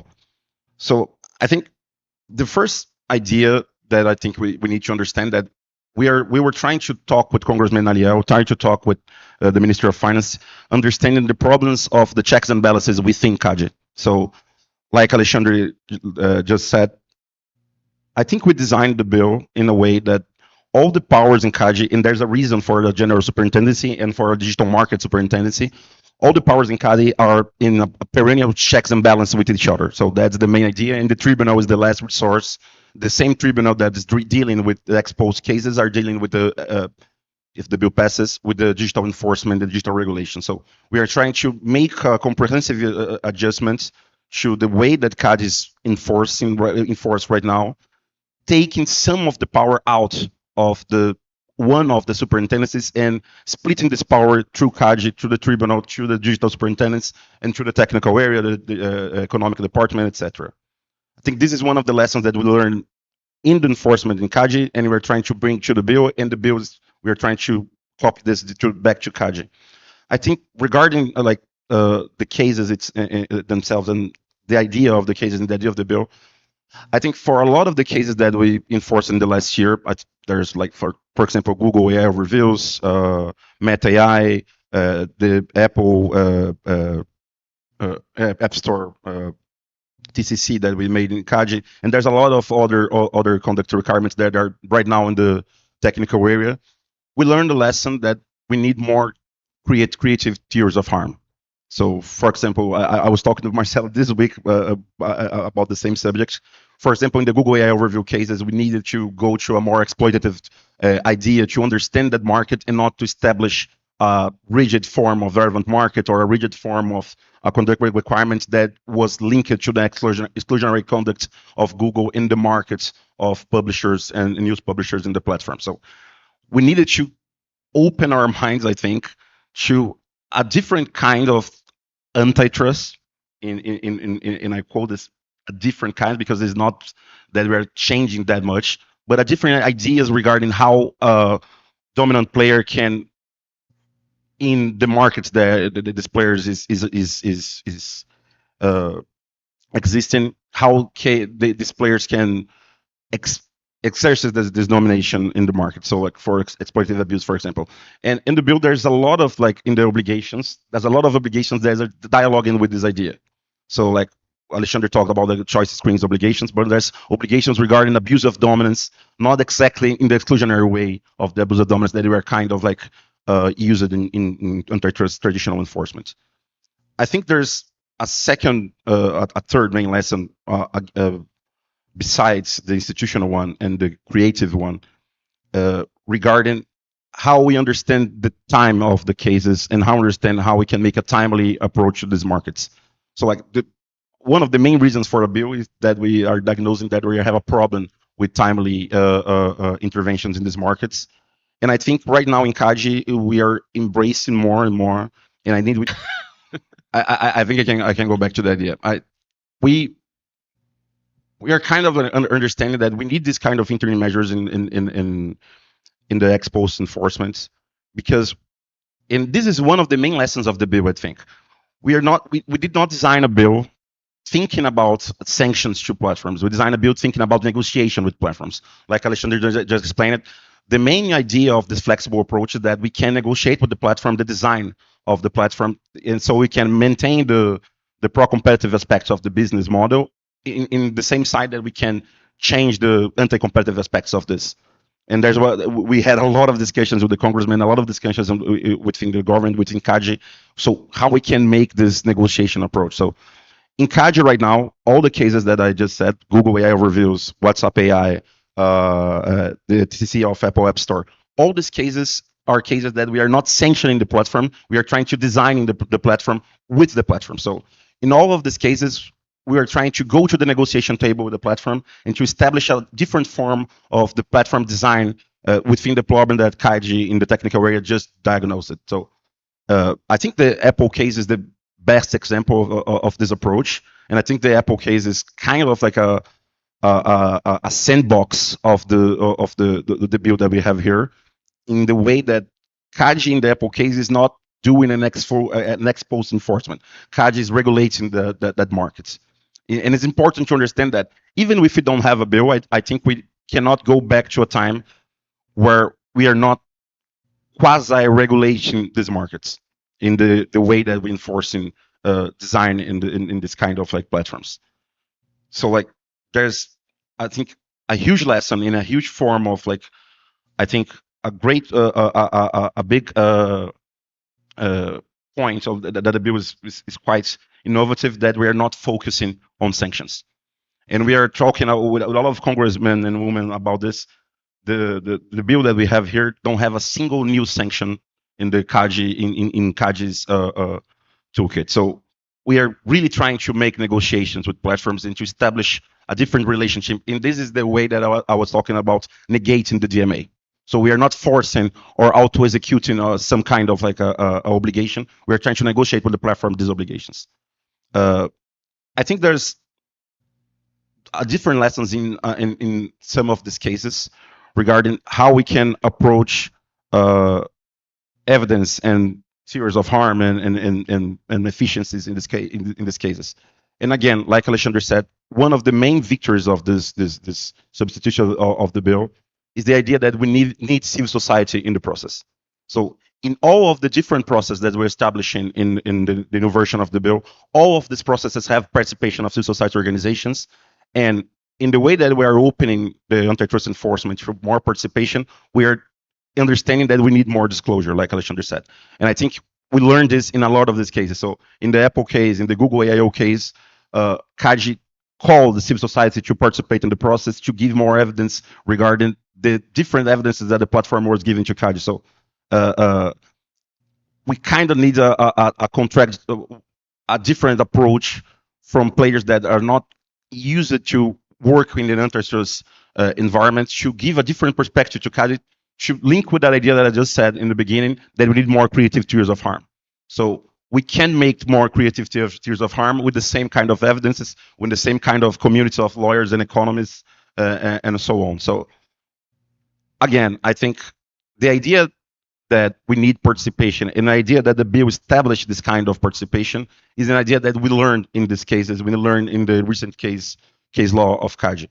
And to finish my intervention here, I think also there's a lesson regarding, I like to say, like some kind of like epistemic reach or differential between ex post enforcement and this kind of ex ante asymmetric enforcement. So one of the reasons that we designed that we understand the need for digital superintendency is regarding the idea that we need checks and balances and more institutional soundness in the antitrust enforcement, but it's also because we understand that we can't make digital regulation in this way that we're talking about with the same bureaucracy that makes the normal, the traditional antitrust enforcement. We need a specialized bureaucracy. We need a specialized way of thinking. We need a different epistemical way of thinking how we design and how we make regulation in this market. So even if we try to use the same tools that we have right now, the same bureaucracy, the same people, we can make these people work in this kind of environment, like we did with these cases that I just talked about. We need a different bureaucracy, a different kind of epistemical thinking to deal with a different kind of problem. So this is one of the main victories of the bill, I think, and it also is one of the lessons that we learned with these cases, and one of the lessons that we're trying to apply to the future enforcement of CADE in digital markets. I think this is the main initial ideas that I think they make this bridge between the bill and how we enforce right now in ex post enforcement and in ex post assessments. But I think, as I should say, we can go back and forth with a lot of these issues, because I think for a bill that has some kind of like 15 pages is a very profound bill. In every article of this bill, we can make a lot of discussions regarding the choices and the trade-offs that the government, the Ministry of Finance, did an amazing job that the Ministry of Finance did, and how we can as the enforcer in antitrust enforcer, how we can enforce this new framework, regulatory framework. Thank you.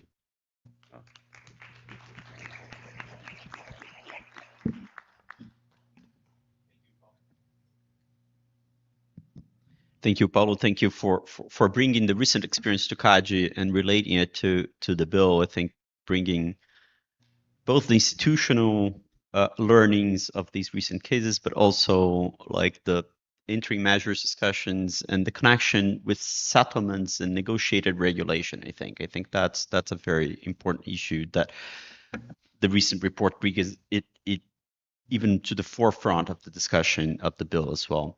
So now we move to Marcela Machuzo. Marcela, I think you could bring a bit of the private perspective to this, where we are in the discussion of the bill, the challenges that you still see even after the report, how you would evaluate eventual gaps and uncertainties that we still have.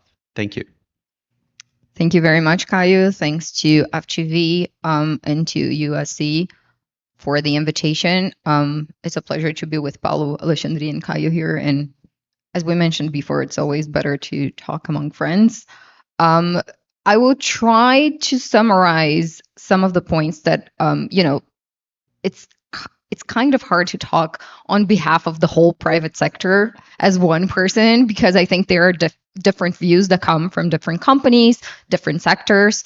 But I think it's possible to connect to what Paulo and Alexandre already said in three distinct fronts of what was in the bill and advancements that come from the substitutive bill that was presented now. And they're focused on 1, designation, 2, obligations, and 3, the processes, right? So the proceedings that are carried out or are to be carried out by the antitrust authority, which would be revamped to also be a regulator of digital markets. So I think, as Paulo and Alexandre were mentioning, that the bill chooses, it makes a choice that is different from what was done for example, in the DMA and in other proposals, not to designate a company or a service, but instead designate an economic group, right? So the designation stage, as it is, or as I understand it to be designed now, it designates an economic group. And the designation itself has to assess characteristics from that group and the companies and services within the group, but it is not immediately impose obligations, right? So it's a designation of an economic group. And I think that to the private sector, that has raised concerns as, okay, so what exactly does that mean in regards to the explicit connection to digital markets? And I think the new proposal that came out right now tries to establish, to, at least circumscribe it a little bit more, in the sense that it provides that the characteristics that have to be assessed in order for the economic group to be designated are cumulative. It doesn't use that word exactly, but it says that it will have to be assessed jointly, right? So it is not one characteristic that will render immediate designation. I think the private sector is still concerned about what exactly jointly means. Like, what exactly is a joint assessment? Like, if I fulfill 2 out of the characteristics, is that enough? If I fulfill 4, is that enough? Like, how exactly that's going to work?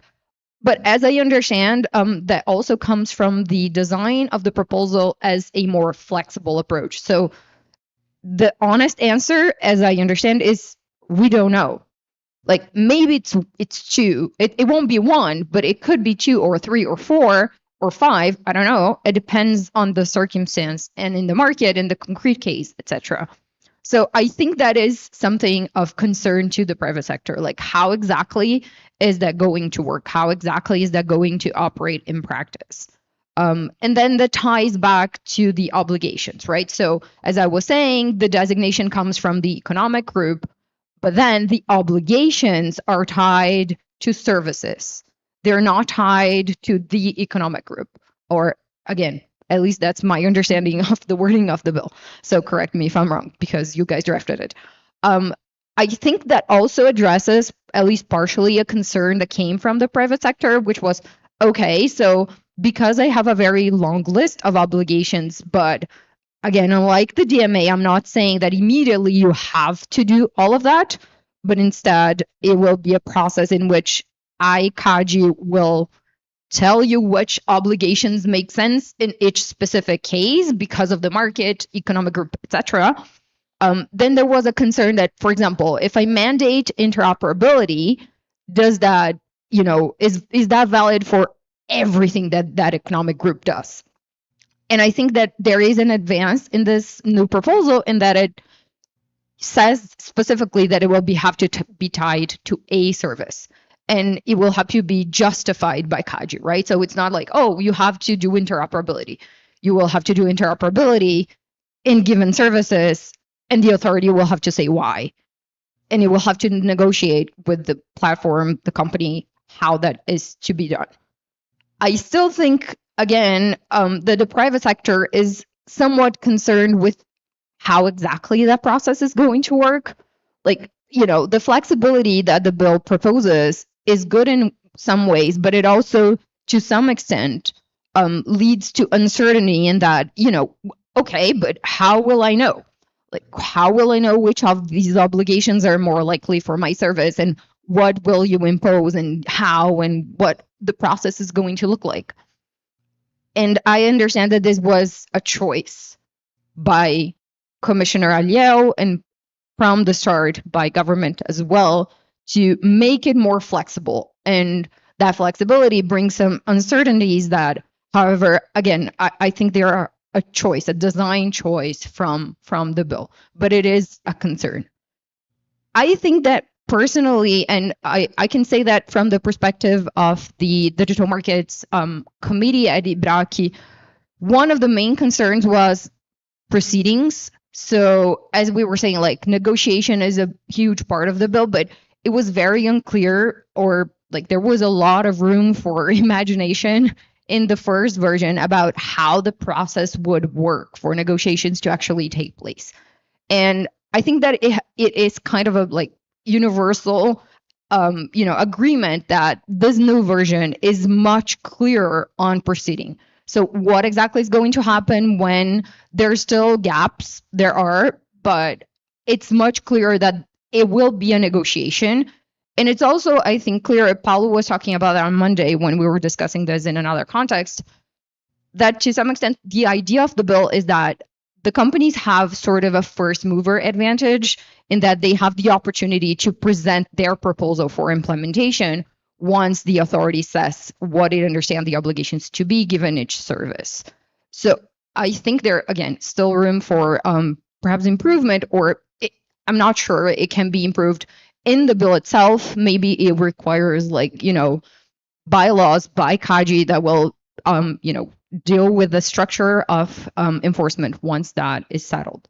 So I think those are the three main points that have been discussed by the private sector and that have been pointed out as there has been a development, but there are still gaps or questions that arise within that context that we could discuss more in our next round of a conversation. I just wanted to point out one additional aspect that I don't think the private sector has been discussing quite as much, but Paulo mentioned, and I personally, so I met Paulo in this context, so it's kind of funny. We met at University of São Paulo in a program that was targeted towards building capacity in civil society to discuss antitrust and competition, because Brazilian civil society does not have a tradition of dealing and discussing competition. Also because it's kind of a complicated field in their mind, and they don't have that much money, so they focus on other internet issues. So I think the bill offers an opportunity for that to change, or at least it incentivizes, civil society to have a different approach. And I think that would be very interesting in the sense that the Brazilian Competition Authority does not have that tradition as well. We don't really know how to deal with civil society. We don't have that actor. So it will be important, and I think it could establish really different, aspects and things to be discussed by the private sector as well within that context. So I'll stop here so that I don't talk too much because it can talk forever, and we can, discuss in questions. Thank you, Caio.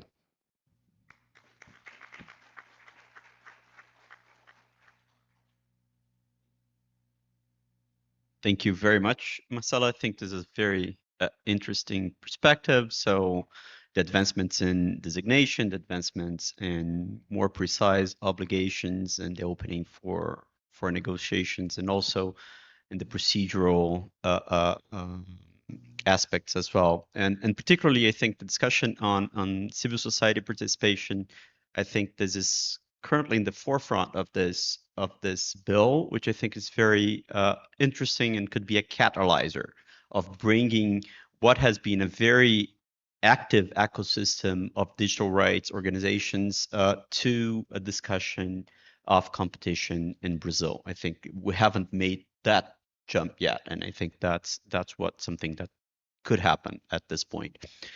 So thank you so much for the panelists for this initial presentations and for sticking to the time. I mean, this is super. So we're going to have a big challenge now, because what we agreed upon is just have a very quick round of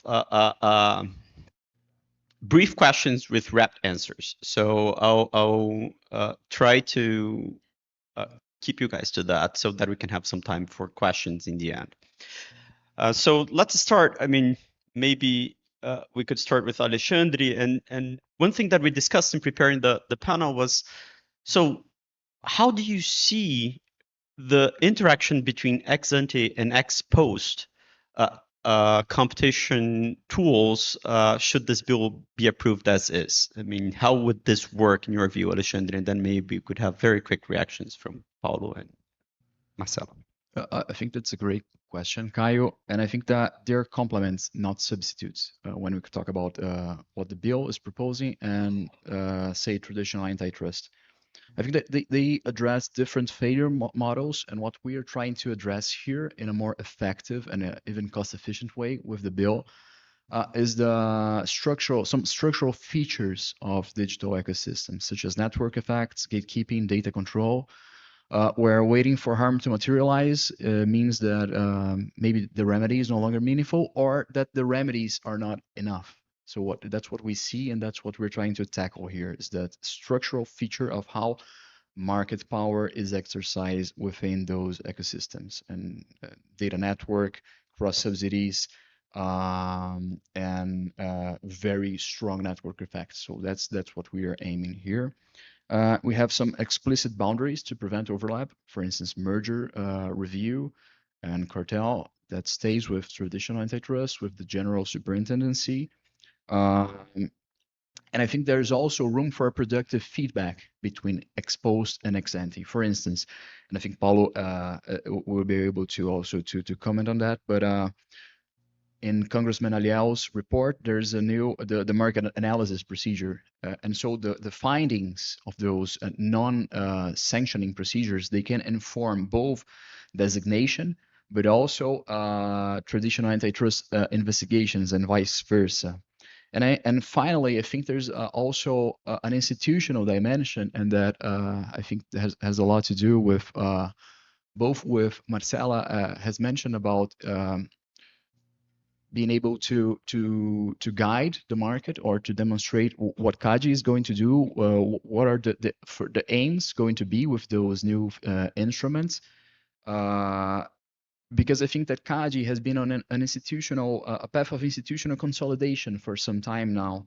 And I think that the bill fits within this trajectory, So I think it's an incremental innovation, not a rupture in regard to this recent cases and this grammar that CADE has been building. So I think there's a shared grammar here and a shared institutional purpose, which is necessary to complement the work that's underway. So I think that we're going to have much decisions that are going to be faster, and also tools that are more fit for those purposes, And I think that this idea of a regulatory debate, of a negotiations, I think that's what we're trying to do here. And I think that the comparative experience, in a way, confirms this.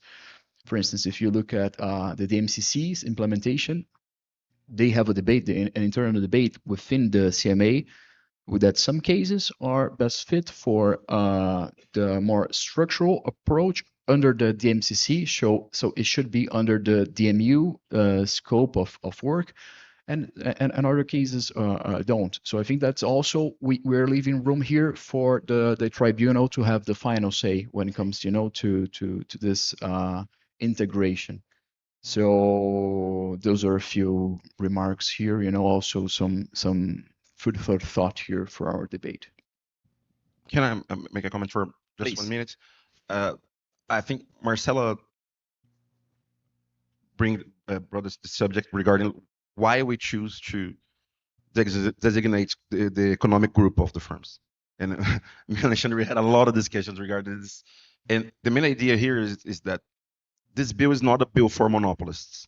This is a bill for ecosystemic agencies that have ecosystems that can make a lot of vertical integration, etc. The main ideas that are in the qualitative criteria of the designation process. So like the ex post enforcement of CADE still exists for monopolists, oligopolists, for everything else. What I'm understanding is that these kind of agents, like Alexandre just said, our toolkit, we can't work with our toolkit in an efficient manner to deal with these agents. So in the, I think, institutional sense, there's a lot of room for the ex post enforcement yet in CADE. 99.9% of all the players are not going to be, will not be designated to this process. So there's a lot of ex post enforcement regarding digital markets yet in this new framework. The second point, I think Alessandro also just said, is regarding the idea that we try to establish like an institutional approach that the general superintendents and the ex post world of CADE still can negotiate and to have conversations with the digital world of CADE. So there's a lot of like mechanisms that we don't have busy need, and for a lot of players, there's a lot of mechanisms that we don't have a negative conflict of competence. So like we don't have a reason for both of the superintendents to get away of the process or to get in the front of each other in the process. I think this is one of the main evolutions of the Congressman Zaliel substitutive right now. And a last point regarding the market analysis that Alexander said, it's perfect. We try to design a procedure that we can not only, and again, I'm being kind of repetitive with this idea. The idea of this bill is not to sanction platforms. The main idea of this bill is to negotiate with platforms and to understand this market. So we have the market procedure that we can understand the market without a form of sanction, or without a form of obligation. And this market procedure, this market analysis can inform the ex post enforcement, and the ex post enforcement can inform the ex ante enforcement. So the idea, like I said in my first intervention, is that we have checks and balances within CADIA. Within the main ideas of this epistemical reach between ex post and ex ante, and between the teams and the different bureaucracies. So the idea is that we are not making a new statement that ex post is dead, we can't make anything with ex post enforcement. We are trying to conjugate these different spheres and different forms of thinking about regulation, antitrust, competition, etc. Quick reaction. I'll talk for 30 seconds. I think there's something that we haven't mentioned yet, which the bill introduces, which is sort of like a policy plan for CADI. And I think that would be, in theory, for ex ante, but I think that's a great way of saying like how the ex ante regime could influence the ex post regime for the private sector, for civil society, for everybody. It would be great to have a clear view of what the policy of the competition agency is. So I think that's also another way in which, they could influence each other. Great. I think these are all great thoughts, and especially like the compliments and the feedback in between ex ante and ex post. Of course, I mean, a lot of this is not really in the bill. It's about enforcement and about building this on a daily enforcement decisions there as well. So just moving to another quick round here. So assuming the bill would be approved today, right? What would be the key challenges to implement this bill by CADI? So what are the challenges faced? And Paulo, maybe we could start with you with quick thoughts. Yeah, I'll try to be very quick with this one. I think that there's a logical challenge that we need people, and we need resources, and we need some kind of like regulatory process of evolution to understand how to implement this kind of bill. Like I always like to, in another life, in another job, in another hat, I always like to go to the National Protection, the Data National Protection Agency right now that have a lot of competencies regarding the Brazilian Child Safety Act. And I always talk with the people within ANPD about this. You need time to learn how to implement and how to understand your own framework. There's a process of learning and a process of understanding your resources, understanding how you can deal with these resources. And we are dealing with this today regarding the Child Safety Act in Brazil. We're learning how to implement these ideas. We're learning how to deal with these markets. So CADI will need to have more people, we need to have more resources, and we need to have more this time to understand how to deal with this new framework. I think there's different institutional challenges, and I think Marcela talk about this right now, that we also need a lot of, and this is a tradition of antitrust enforcement in the whole world. We need a lot of like, not laws, but a lot of guides, a lot of like changes to how CADI is structured, and changes in better explanations regarding some parts of the bill. So like we try to establish this idea that the platform, like Marcela said also, that the platform has the first move. So the platform presents what they understand that is the best way to implement this idea. But this idea of the first move, the platform needs to be regulated, the idea itself. We need to have a guide regarding this idea. And there's a lot of places in the bill that we need this kind of like explanations to the daily applications of the enforcement. A last point that I think that we need to change. Two last points that I think that we need to learn in the process of adapting this framework. The first one is, again, an epistemical one. It's not the same idea. It's not the same antitrust. It's not the same way to deal with markets. It's a way to deal with markets that we are softly regulating these markets. Like Commissioner Victor said in his votes in Apple App Store, we are quasi-regulating these markets. So we need a different kind of approach to what CAD is doing to these markets. It's not the same to, like Alexandre said, we have the same grammar, but you can adapt this grammar without some kind of like changes to the way Kaji understands. And the last point, also on Marcelo points, I think we as a, and I hate this expression, but as an antitrust community, I think we need to learn how to deal with the different kind of players. When we open the doors of Kaji to a different kind of like of form of regulation, in a different type of agent, like civil society agents, association agents, etc., we need to change the way that we deal with this agency. We need to learn how to be not so hermetic and so technocratic in the way that we are dealing with public problems, public interest problems, like Alexandre said.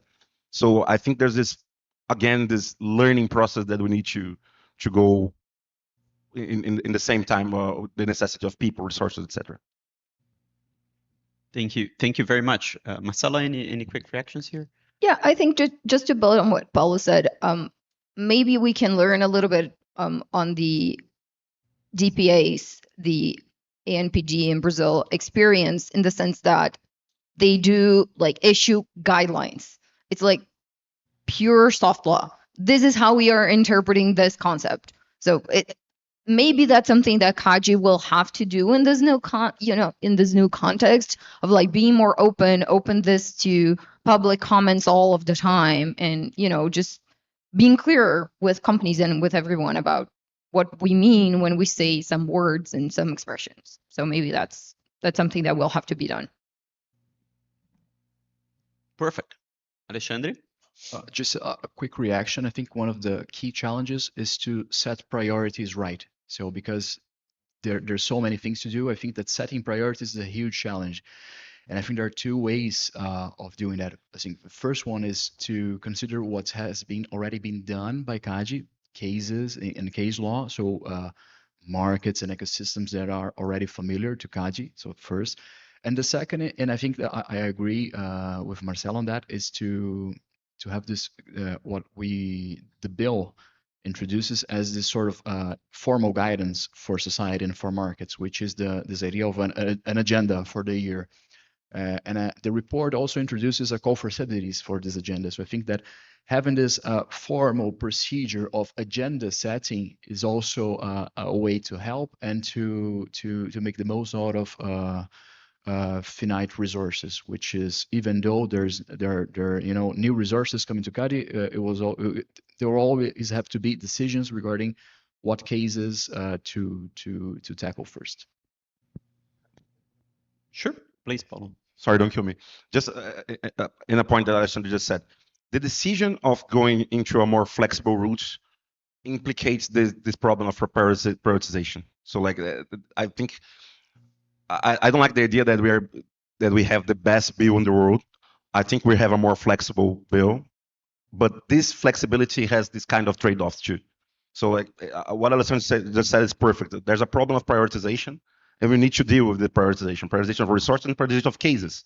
In which markets Kaji will need to understand and need to enforce, because we don't have the same self-execution of the GMA. So we don't have the idea that we need to go to that market and the core platform services like the GMA does. So this problem of prioritization is, I think, one of the main problems in the day one of the bill, if it passes. Great. So we have institutional challenges. We also have signaling challenges in a way of like prioritizing and signaling like policy developments as well. And I think this could develop further in how I think what you called, Paulo, as an epistemic change. I think, and you mentioned that a couple of times, but it's really shifting the mindset from an infringement procedure type of mindset to a mindset of evaluating the structure of markets and what's the type of soft regulation, as you mentioned, that could be adequate to deal with that. So we're about to end our time here. Just to make sure, do we have a time for having one or two questions from the audience so that we can? Okay, great. So anybody that would like to jump into this discussion and would like to bring any questions or comments would be great. Otherwise, we still have prepared more things, so we can also address. But yes, please.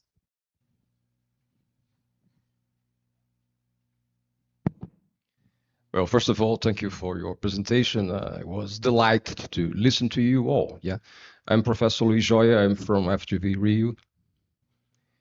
Well, please don't take my question personally, okay? We have been here for almost 4 hours, and it's marvelous. It's a very interesting discussion. But can you imagine, within this time frame of four hours, how technology has evolved, how digital platforms have evolved? Technology is a rabbit, and legal systems, they are a lame duck, or perhaps not lame duck, but well, lame turtle, yeah? So it's a time gap. Sorry about that, I'm an engineer. My Master of Science in Engineering, my PhD is in engineering. No one is perfect, okay? So how is it possible to curb this evolution? Not an evolution, a revolution. Because I believe that when the bill is approved, I don't know when, it will be totally outdated. Totally outdated. Sorry about that. And I thank you for the discussion, and mainly for your speech about we need more flexibility. We need a new CAGI. We need a new bureaucracy if it's possible. So I'd like you to listen to you about my comments. Don't take it personally. I love your comments, okay? Thank you. Maybe we could have a round of reactions, but is there any other questions that we should take? Because we're just gonna have one round here of questions we need to wrap up. Anybody else want to comment anything? No? Okay, so let's go for a final round of comments.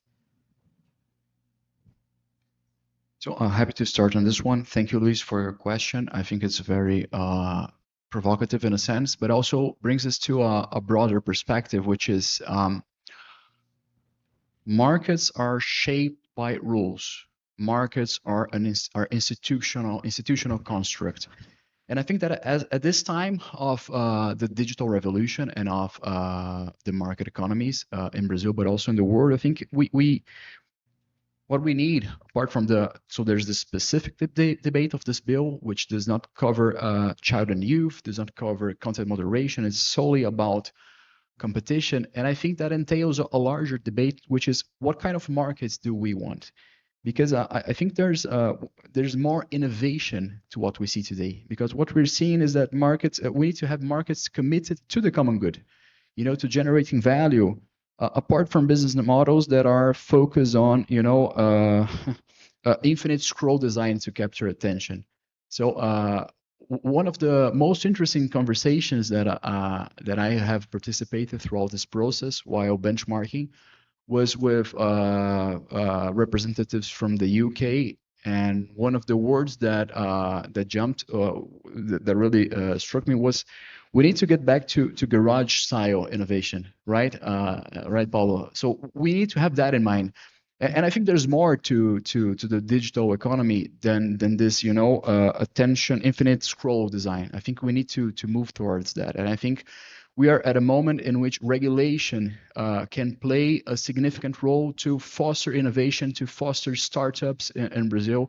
And we see startups from the Fintech community, app developers, and even big companies reaching out to us and say, we cannot compete on current grounds. This is it's a bottleneck for innovation, for investments to funnel and to get through those startups.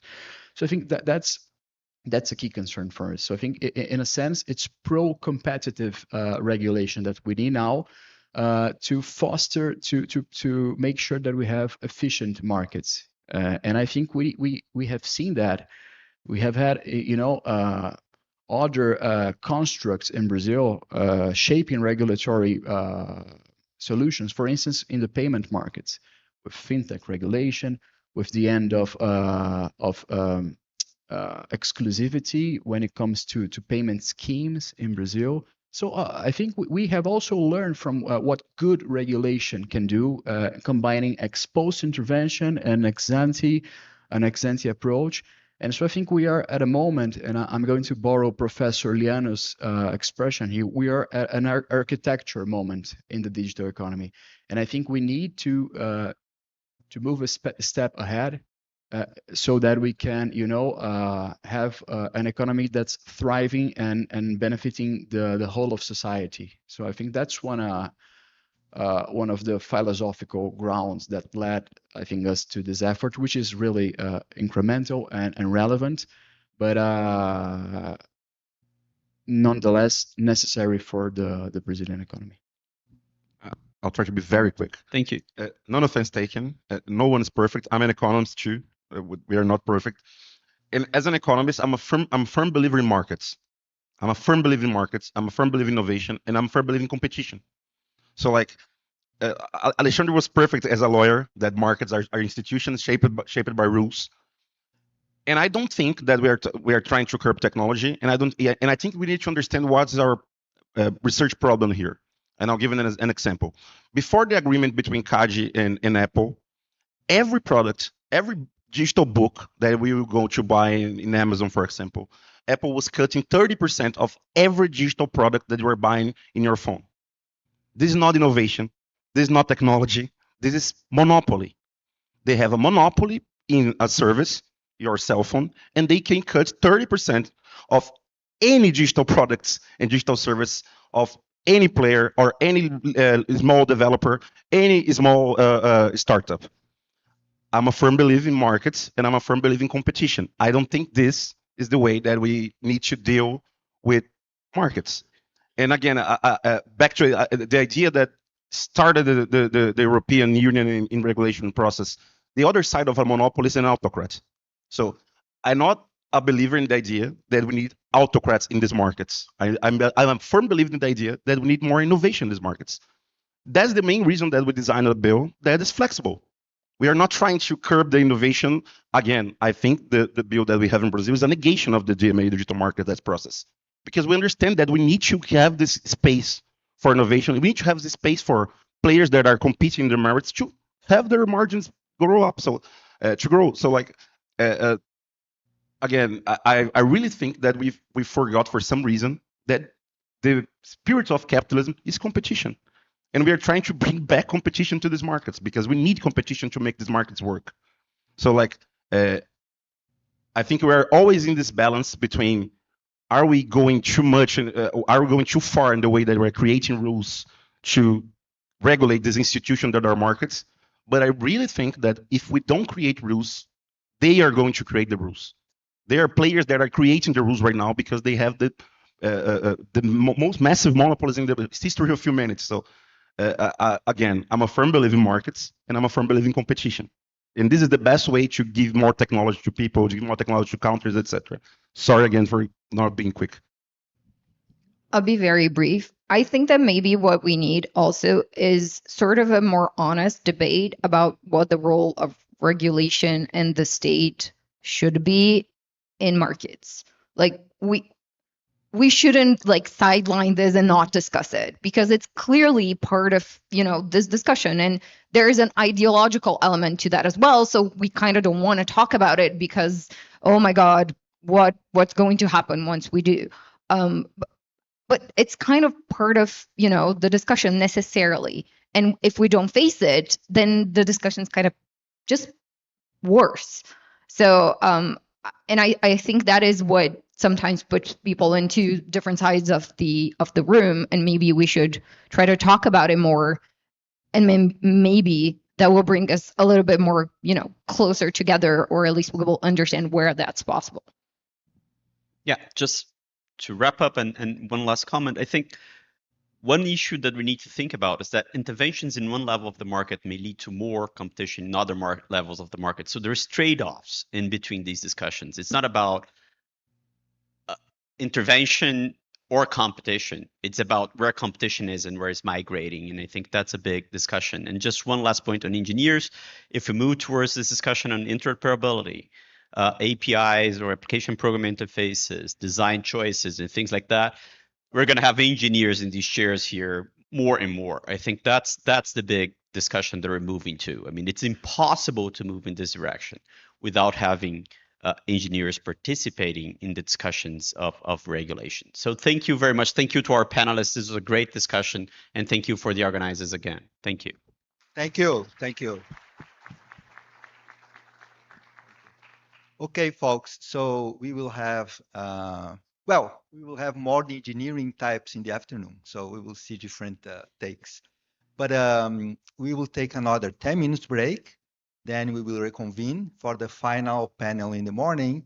And after that, we'll have the lunch and everybody's invited, okay? So today is a boca libre, like a free for all, okay? But everybody is invited, okay? Thank you. Thank you very much. 10 minutes, we'll be back.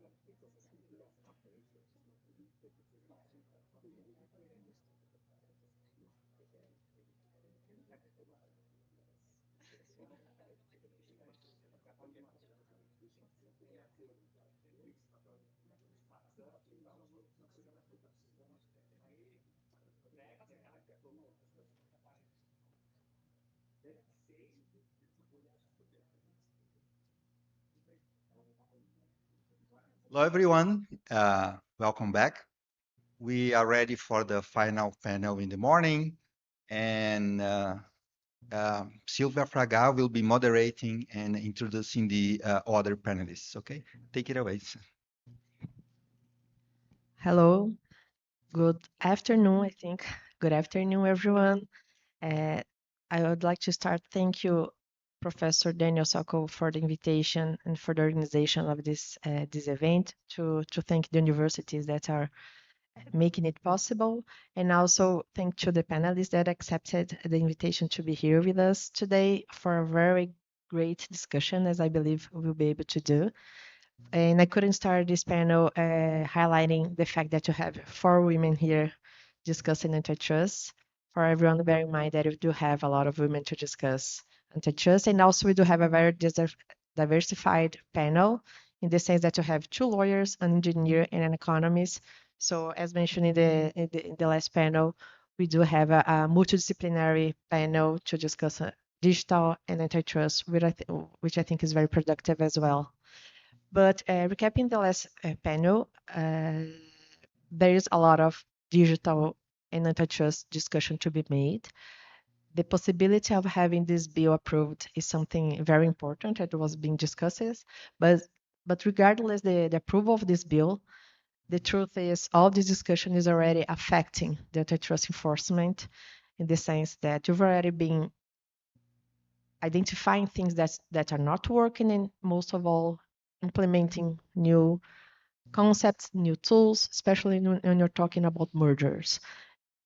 And you have a bigger context in the sense that CAD is also discussing the possibility of updating the merger guidelines as well, not only to update all the concepts regarding any kind of market, but also the digital market assessment specifically. So I think this panel that will discuss digital mergers is going to be very productive. And with no further delay, I would like to introduce the panelists and start with the first question. So we do have Carolina Helena Fontes. She's from the SCG, the Superintendence of CADE. She's the General Coordinator of Antitrust Assessment. We have Renata Zúculo. She's a partner at Matos Filho. We also have Barbara Rosenberg. She's a partner at BMA. So going to the first questions, I think we all want to hear from the 3 of you. We do have seen some kind of merger assessment that we always start with the relevant market, and then we discuss market share, and then you move for conditions of competition in general.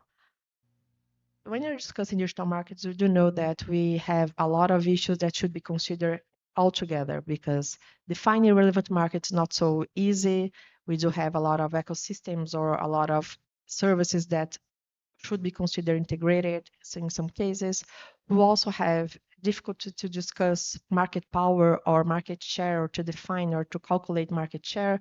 So all the discussion goes to the direction of getting all those elements being investigated in a more integrated way. So how do you see this this approach of having integrated elements, integrated features being investigated at the same time? Do you think this is a real trend?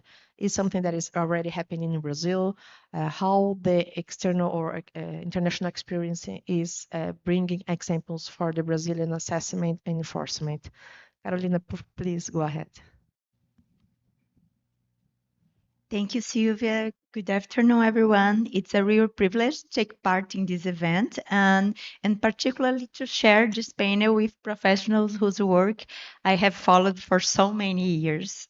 So before I start, one important disclaimer. I am speaking here based on my own professional experience.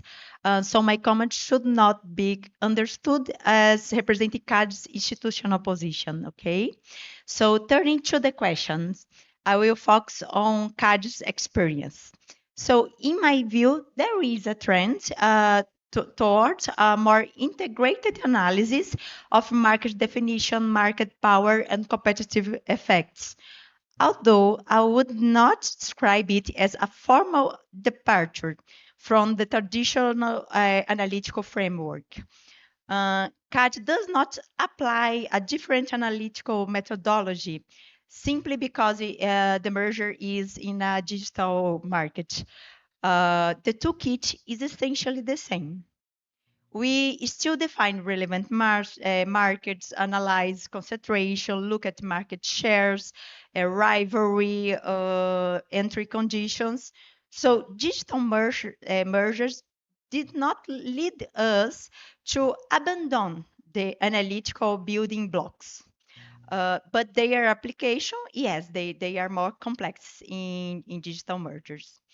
So in practice, understanding the business model, the different sides of a platform, network effects, data, and the theory of harm may affect how we understand the relevant market itself and how we analyze the market power. Let me give you a few examples. The first one is Zap OLX, involved online real estate classified platforms. CAD defined a relevant market for online real estate platform classifiers, but the analysis of its competitive boundaries considered pressure not only from other platforms that work the same, but also from digital real estate agencies, apps, websites, and even social networks such as Facebook Marketplace back in 2020. I think we don't have it anymore. And this affected the analysis of the market power as well. Traditional revenue-based metrics, market shares, were not the most informative measure for the analysis of these mergers. So the analysis also considered metrics such as website traffic, listings, and lead generation. So I think this is a good example of interaction between the steps. Understand who actually constrained the platforms helped comprehend the boundaries of the market and the more accurate metrics to look at to look at the market power. Another example, ClickBus J3 is a clear example, maybe. The case involved the online sale of bus tickets and several interconnect layers, other layers such as bus companies, OTAs, the online travel agencies, and the technology infrastructure connect them. CAD identified distinct relevant markets, but they needed to be analyzed together because the competitive dynamics in one layer affect the others. So the central questions were whether the merger firm would have the ability and the incentive to restrict rival OTA's access to the infrastructure, whether exclusivity could reinforce that position, and whether access to commercially sensitive data could create additional competitive advantages. In other words, the interaction between the individual markets and the effects across the different sites of the platform allowed us to understand market power and the potential harm. That transaction was cleared subject to behavioral remedies. And the last one, in Microsoft Activision, CAD CAD conducted a fairly traditional horizontal analysis in several markets, looking at shares and concentrations. But the most substantive questions concerned vertical and ecosystem effects. Né? The question was, Microsoft could use Activision's content to strengthen the Xbox ecosystem, restrict rivals' access to important content, or alter competitive conditions, dynamics across consoles, digital distribution, and related services. So the theory of harm required us to look across individual market boundaries and understand incentives and complementarities within the ecosystem. In that sense, to conclude, I would not say that Brazil experience points towards a more integrated, I would say, integrated application of the same analytical toolkit. So market definition, market power, and the competitive effects remain distinct concepts, but in digital mergers, there is a greater need to analyze them in an interconnected way. Okay, thank you, Carolina. I do understand that. And usually, sometimes it's important to consider different scenarios. Otherwise, you're going to get stuck discussing only relevant market or market share, and then you don't move forward on what is really important. So, Renata, what do you think about it?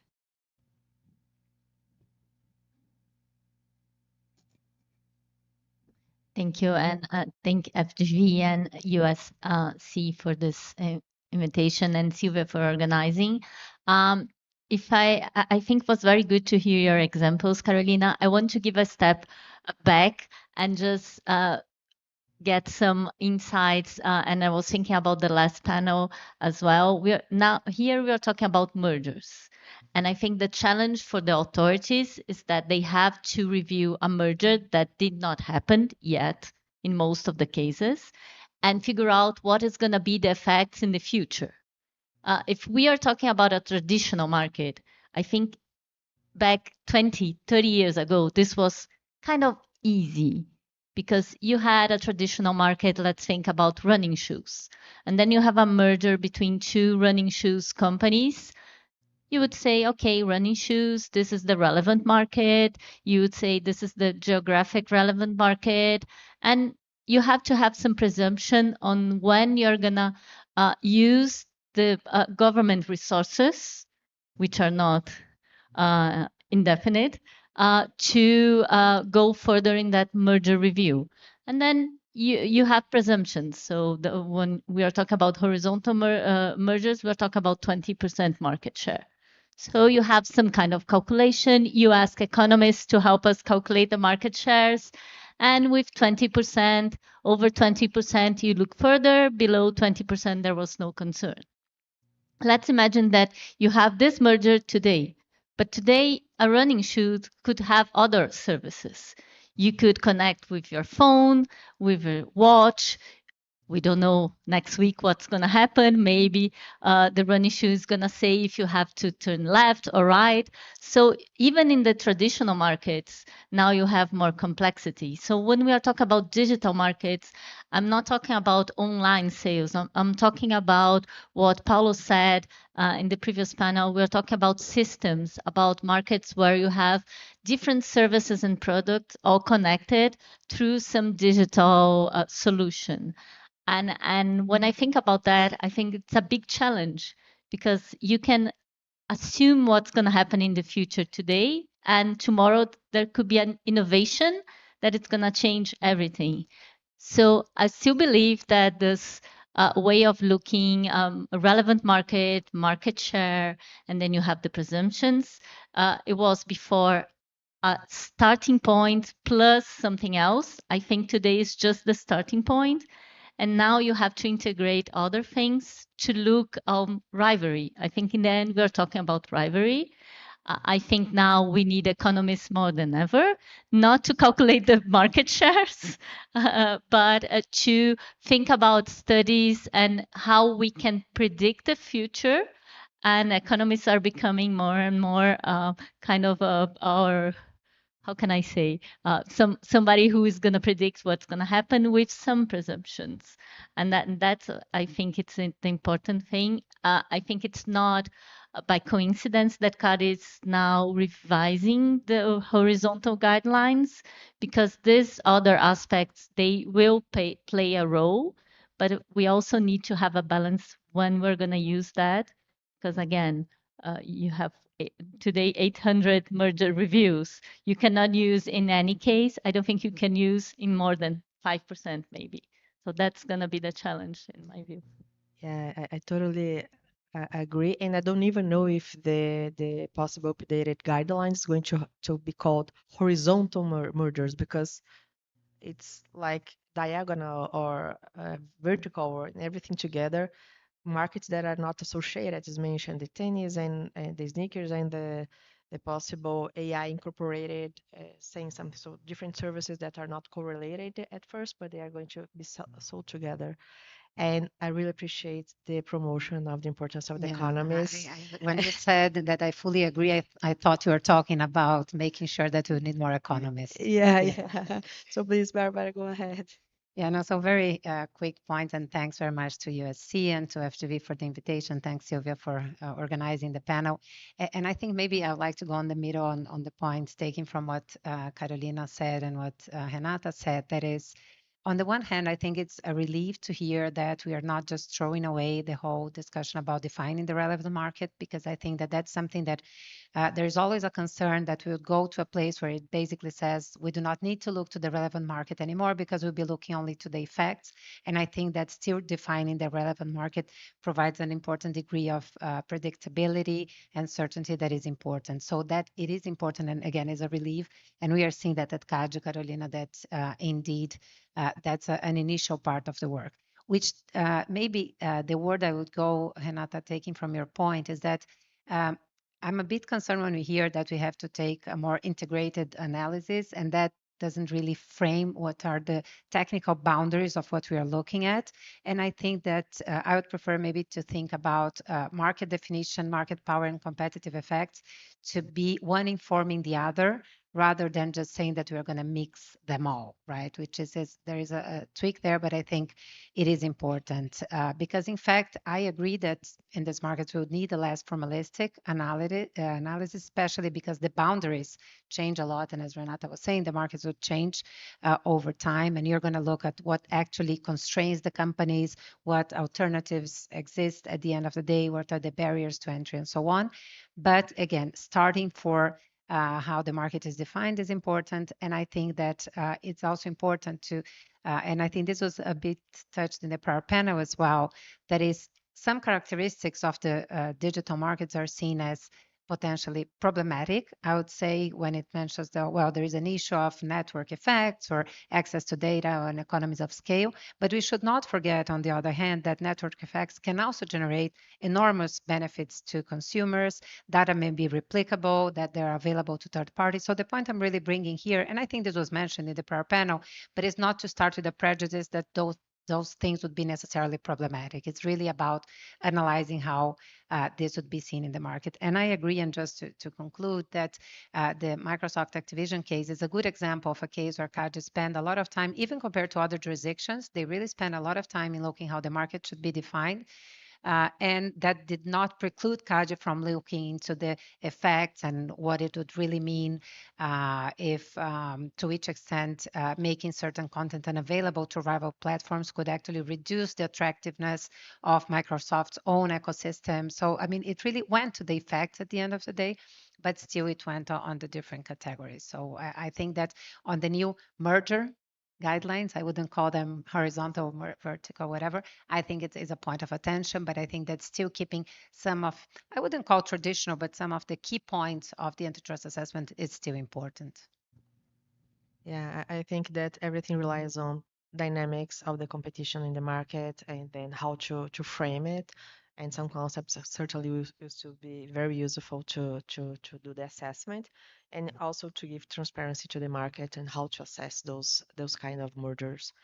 And Silvia, just sorry, very quickly, something I did not mention, but just to conclude on this point is, and it goes to the point that Renata made at the end of the day, that some companies that appear to be very strong in a particular segment today could really not even exist in a year from now or even less. So again, that's why we have to be very careful in not just trying to, forget and look to the effects, because when we look to a number of markets, and we're going to talk a little bit more about AI and other points, we really see huge changes at the end, right? Yeah. And talking about things that can change very fast and the importance of startups in this dynamic market, one thing that's been drawing a lot of attention of the antitrust authorities is the possibility of having killer acquisitions, right? So there is a bigger platform buying a startup, and sometimes it can be understood as a way to eliminate a competition that is starting, that is burning. But at the same time, this is how startups are financed. This is how startups tend to have incentives to invest money, and then they expect to be acquired to finance the investment that was done in the beginning. So I would like to understand from Renata, from her experience, how CADI and other places in the world are understanding this possibility of killer acquisition, and if there is this benefit of promoting innovation in the sense they're investing, they're making it possible for startups to grow up and to have, including the possibility of having innovation being more available to the market, or if there is some kind of understanding that killer acquisitions is necessarily a problem, and how big is this problem? Thank you, Silvia. Again, I would like to define what is a killer acquisition. I think there's a lot of articles and academic work, but for me, killer acquisition is acquisition of a company that it's competing or becoming a competitor to kill it.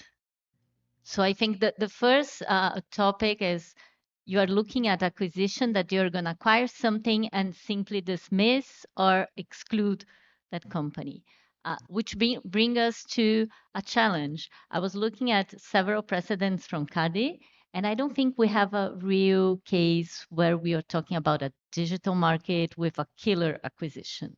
We do have in traditional markets, and I want to hear from Carolina, where you could see a series of acquisitions of competitors, especially in the pharma industry, that you are acquiring smaller companies, but not to kill the companies, but to avoid that anybody could become a number 2 or number 3 in that market. And the digital market, again, when you look at startups, and you talk with young people that dream of having a startup, what is the dream? The dream is to develop something, a solution, a service that it's very valuable to a big company to sell it and probably to retire for the rest of their life and just enjoy. So if authorities and the competition authorities start blocking that, all the young people, or not so young, that want to innovate and have a startup may start thinking, why do I do that? I'm going to spend time and I will not be able to sell. So I think there's a balance. And I think the main point here is the rationale of the transaction. So what we are seeing in other jurisdictions, and I'm sure Kari is also looking at that. I want to hear from Carolina as well. It's how you describe it or justify your transaction and the importance of internal documents. why are you making this acquisition? And again, it could be a potential competitor that you're acquiring because there is a solution there that you're going to take 10 years to develop, and you want the solution now because in 10 years you may be no longer in the market. So I think we have to be careful about this killer acquisition. There was a lot of talk about that, but I honestly think that we should put business first and incentivize new business model, new companies to grow.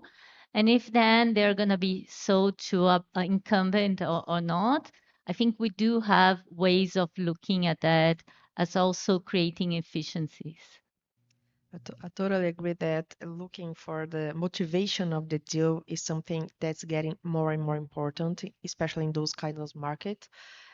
We should consider efficiencies not only like the traditional assessment that we used to do as an economist, especially in the end of the investigation, try to find some specific efficiency synergies that are specific to merger specific, that are going to be translated to cost, and that is going to be shared. Because they are translated to cost, they're going to imply a reduction in prices as well. I think you need to start looking efficiencies since the beginning, in the sense that this probably is going to be the motivation of a deal. Not always, but usually there are some things that are motivating the deal that are pro-competitive, or at least going to bring more efficiency to the market in general. So those things are important for you. Disregard the possibility of having a deal that is motivated only for you to exclude a competitor or to try to avoid a competitor to become important in the market, right? So, Barbara, I don't know if you have something else to add. I think Renata covered all the key points at the end of the day. I think that just to reinforce the point that it is really important that the authority investigates if the transaction or the startup really represented a meaningful and likely competitive threat in a manner that that justifies the acquisition. And I think we've seen, and just thinking loud, that was something that as you were speaking, Renata, I was thinking. I remember at the very beginning when Itaú mentioned that they will be acquiring a participation in XP, which is the Brazilian open platform. I'm talking about, I don't know, 10 years ago or so. At the beginning, there was some perception or some idea that that could be potentially a killer acquisition.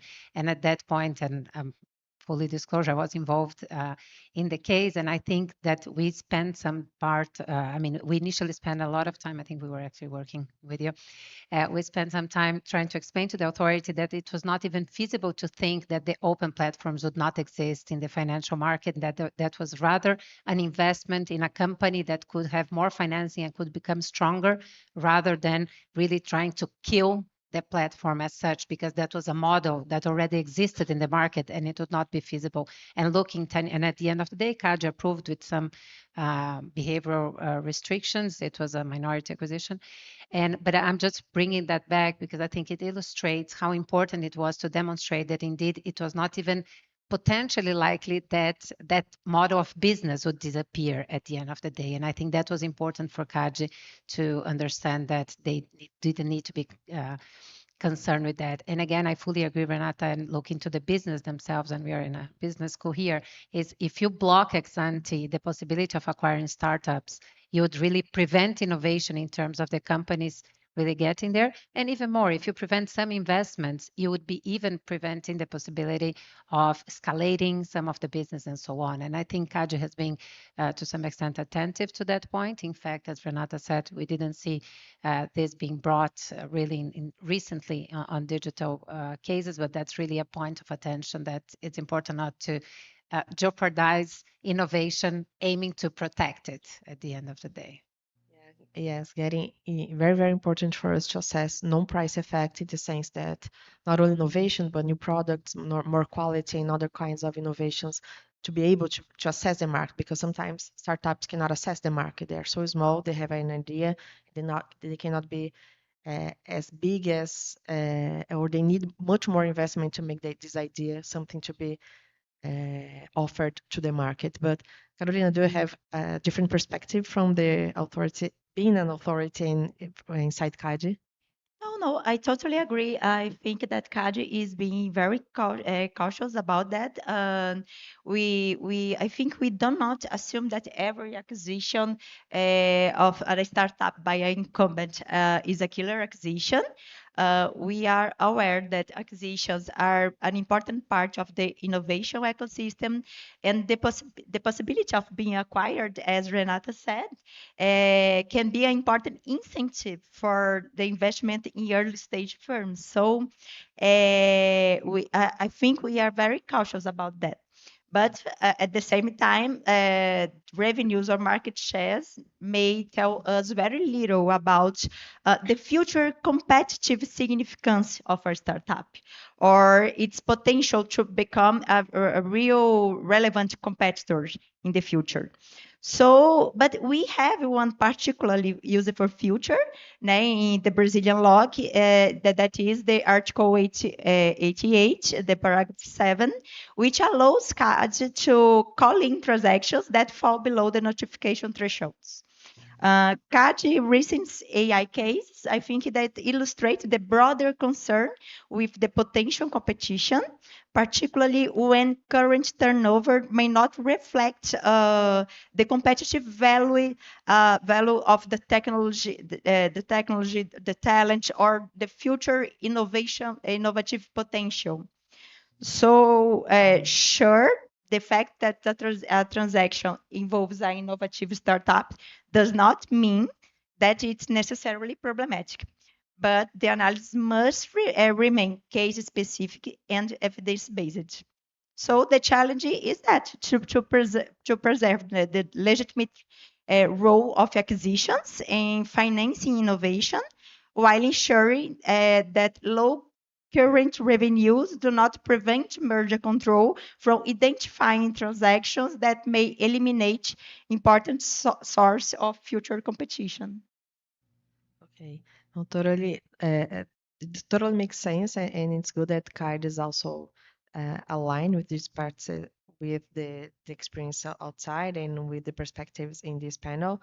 And another source of concern that may be arising related not only to startups but to technological companies, usually small ones, is the fact that usually the asset is not a physical asset, is not a huge machine or a huge plant. We are talking about brains and intelligence and people.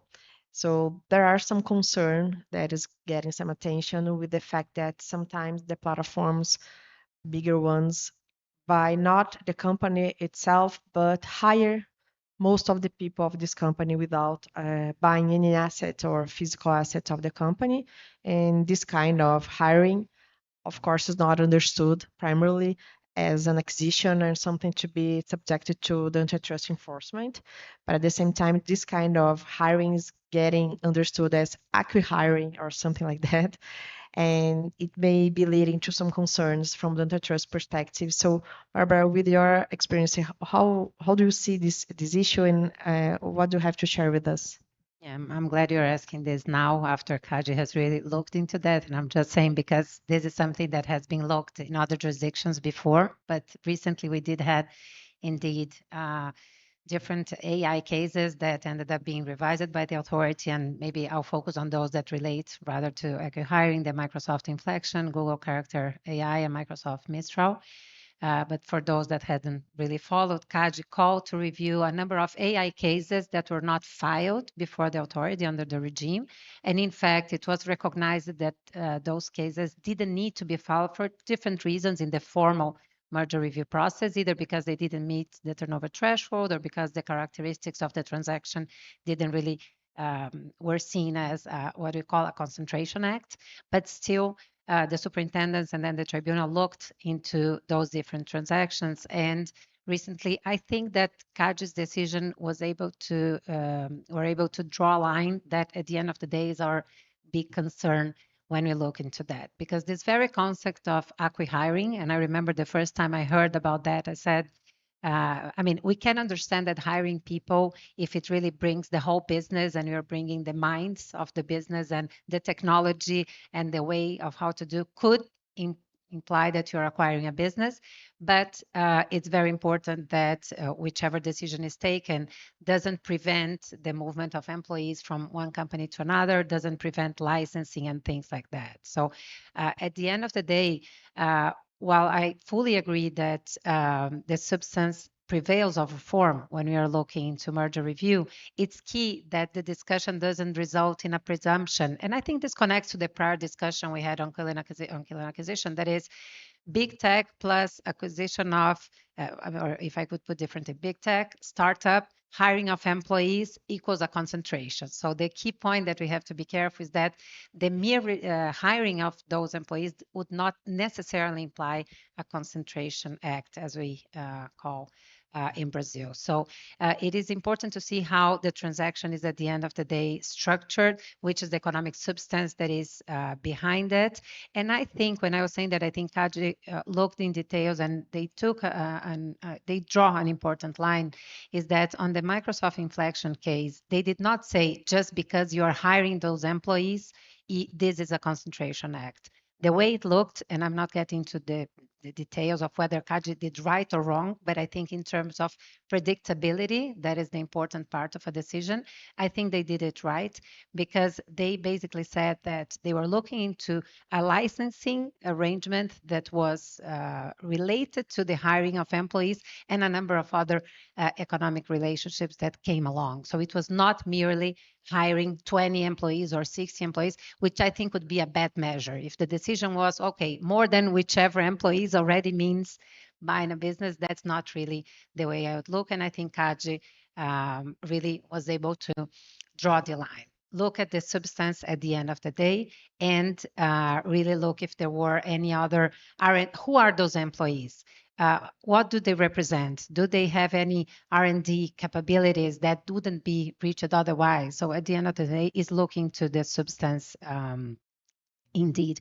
And when I say CAGI draw the differences, because in other cases, for instance, on the Google character AI case, they recognized the potential relevance of the agreement. They looked into that, but they didn't understand that all the other characteristics besides the hiring of the employees were present. So they didn't see that a business was being transferred at the end of the day. So I think this is a very important topic. We are talking about employees. Maybe tomorrow we'll be talking about other different ways of structuring deals that had other types of knowledge. So maybe you're talking about, I'm just maybe going too far, but maybe the mere acquisition of the one single software of a company could mean acquiring a whole business or not. So I think that the key point here is not to look again, and we talked about this in the prior acquisition discussion, is not to look as if there is any prejudice against this point. And again, I'm not really discussing the specifics of the case, whether CAGI did right or wrong, but my point is that CAGI tried to differentiate between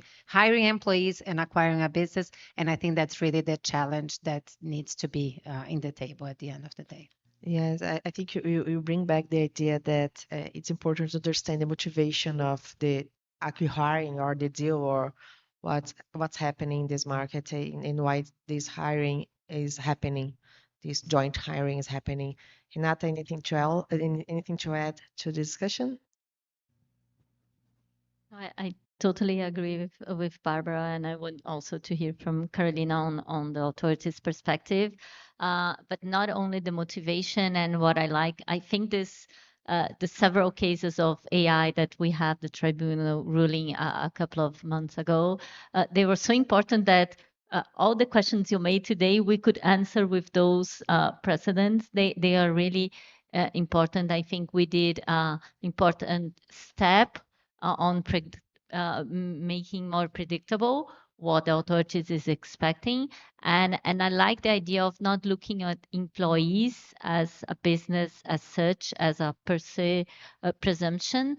Otherwise, we could start thinking about all cases that that you're simply hiring a team of people that you think it's enough and that will be considered a business. Again, this is against what we want the authority to do. And I think Carolina can say, I don't think the authority also wants to look at every thing. Barbara was mentioning when it's a business and it's not a business. And again, I was thinking about outside the digital market. Let's think about Coca-Cola. If I buy only the recipe with people say it's a secret and there is only, I don't know, 10 people in the world that know. If I buy only that recipe, nothing else from Coca-Cola, am I buying a business? I don't have this answer, but I was thinking about that. Carolina, I want to hear your views. Do you want Coca-Cola recipe as a business? No, for sure. It's a pity. But I don't know the answer about Coca-Cola, but I really know we don't want to look at everything. We just can't. But I totally agree with Barbara that it is a very special moment for us to be here discussing that because that merger, AI merger case, they were very elucidative for us to understand. So we need to understand the competitive assets of a firm, né? And in AI startups, a significant part of its competitive capability may be concentrated in relatively small group of persons, together with intellectual property, know-how, and technology. So we need to ask if the transaction has effectively transferred a meaningful source of competitive capacity from one firm to another. But I think that one thing that is very interesting in this tribunal's analysis that it made clear that arrangements of this nature may qualify as concentrations under Article 90, Item 2 of the Brazilian competition law, né? At the same time, of course, this does not mean every hiring arrangement or technology license is automatically a concentration, not at all. So the challenge is to remain sensitive to how competitive capability can be transferred in new ways without turning ordinary hiring or licensing arrangements into merger transactions. Good to hear. I think, again, we have some alignment here with the private practitioners and the antitrust authority, how they understand how to assess it. I think the microphone is. Just wanted to make a quick point, relating to what Carolina said, and maybe relating the last two questions, because when CAGI looked in those acquiring cases, they also looked in two transactions that were minority acquisitions. And there was some indication that maybe CAGI would need to explore to which extent those acquisitions could potentially also be linked to killing acquisition transactions. And then I should say that I was a bit surprised with that approach, because one thing is to say if you're acquiring fully a startup, and then we'll go back to the discussion in the prior panel. But when you're talking about investments that are very common in big AI companies, for instance, that you have a number of players from the market doing investments of minority investments because they want to invest in AI in general, and they are not really acquiring those companies and killing them. On the opposite, they are kind of funding them because it's more economically relevant to invest in those companies rather than build their own ones. I think it's important to differentiate, and I'm just mentioning that because even though your question was on acquiring, two of those cases related to minority acquisitions. And at the end of the day, there was some, they brought the discussion about killer acquisition, even though they discarded. But I think this is very important because on the AI market, we are seeing huge changes. At some point, everybody thought, okay, OpenAI won, and then you got Gemini, and then you got DeepSeek, and then you got a number of others, and we do not really know where in the frontiers that would be. And minority investments in those companies, I think they would tend to become more and more common, and that would not at all imply any type of idea of preventing or of equivalent acquisition or any other strategy of killing those companies. Rather, the other is really to go there. So I'm just trying to complexify a little bit more the discussion, but it's a point that I think linked to the two questions you brought. No, and I totally agree that minority shares are a very good way to finance the innovation as well without And that's being very particular in Brazil, right, Sylvia? Because for the foreigners in Brazil, if you have a 5% or more acquisition, you have to file. And in many other countries, you don't. So it's okay to file, but it's important to understand how this financing works.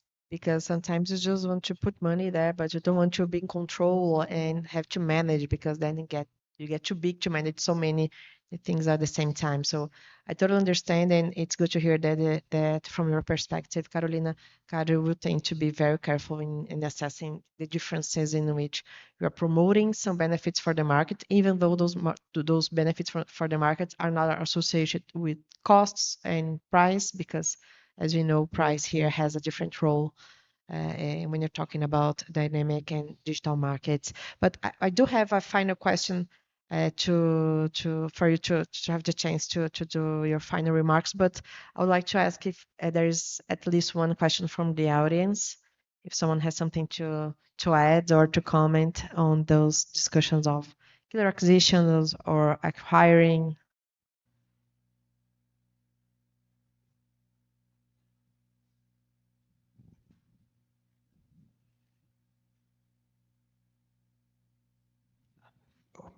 Thank you for that.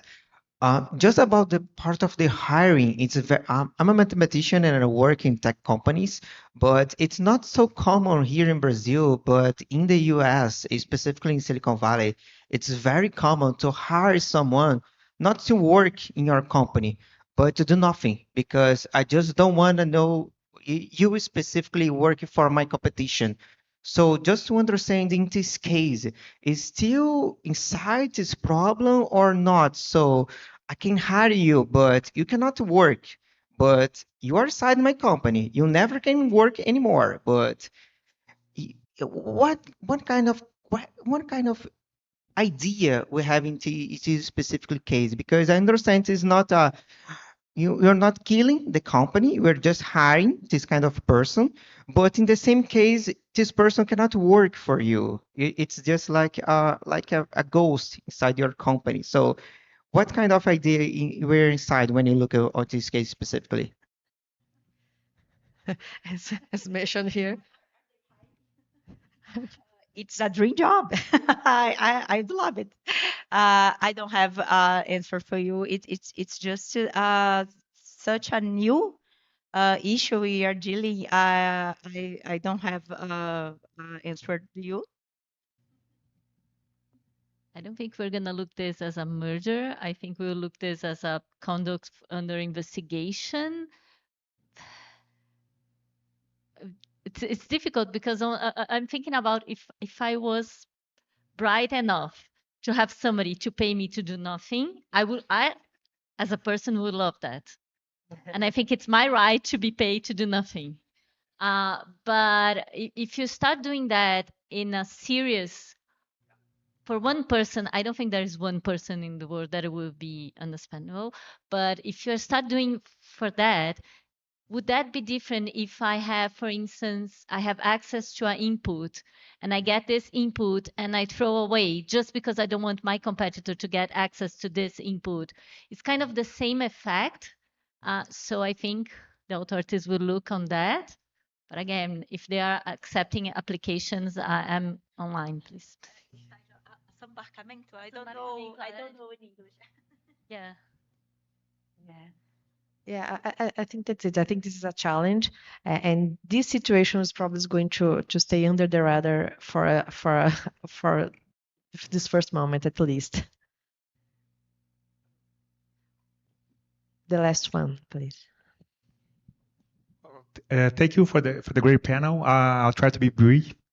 It's kind of a question that I think relates to actually both panels and the discussions, but people that have been following AI and their movements and stuff. And in Brazil, in some level, Brazil and Europe have been more mature than another country that we shouldn't mention, right? But whatever happens there affects all of us. So, for example, the SpaceX IPO and this stuff like that. Several companies put inside one another, and then they actually, I don't know, they didn't break the rules. They actually changed NASDAQ rules. So they are putting the index straight away instead of having that probatory period. So we've been seeing a lot of movements that are not market healthy on some level like that in terms of these movements. And if you look at the concentration in AI companies, especially because we can use Chinese AIs, but we don't talk about them. So mostly we are seeing, mainly 3 competitors, and it's a $1 trillion bet. So if you decide we're already in it, we like it or not. So how does Brazil and CADE maintain some level of independence and protection to all the risk? And for example, the discussion of data centers, for example, let's put a lot of data centers in Brazil and let's use all our water for it. So in some level, how do we protect our independence and, even some levels of sustainability if we're being pushed by these companies to become, for example, the data centers and stuff? We are not seeing the US doing anything about it. Do you plan to protect Brazil and to these kind of risks? I don't really think it's a competency in the Brazilian antitrust law. This kind. I think the government as a whole can have other public policies, but I don't think it's a CADE's competence, legal power. I really don't. I don't know if the lawyers have something to complement, but I tend to believe that it's not under the antitrust law here in Brazil. Maybe other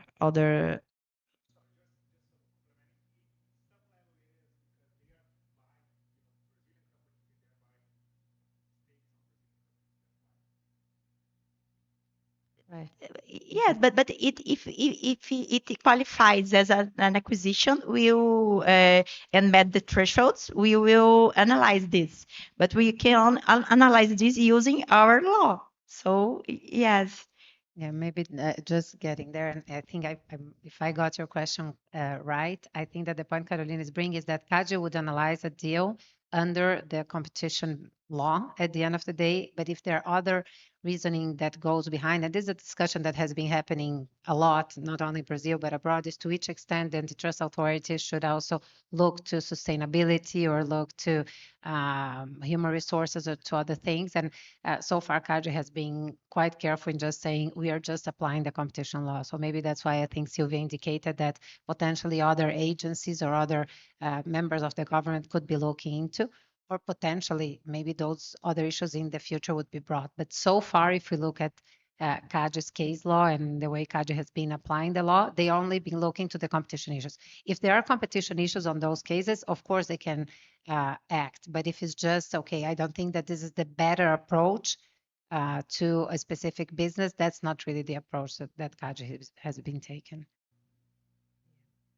So we're out of time. We do have more questions to discuss here, but we could stay the whole day doing that. But we still have to have lunch before I have the afternoon sessions. So I would like to thank Daniel Sokol again and USC and FGV again for the opportunity of this debate, and especially to these 3 women that are here besides me.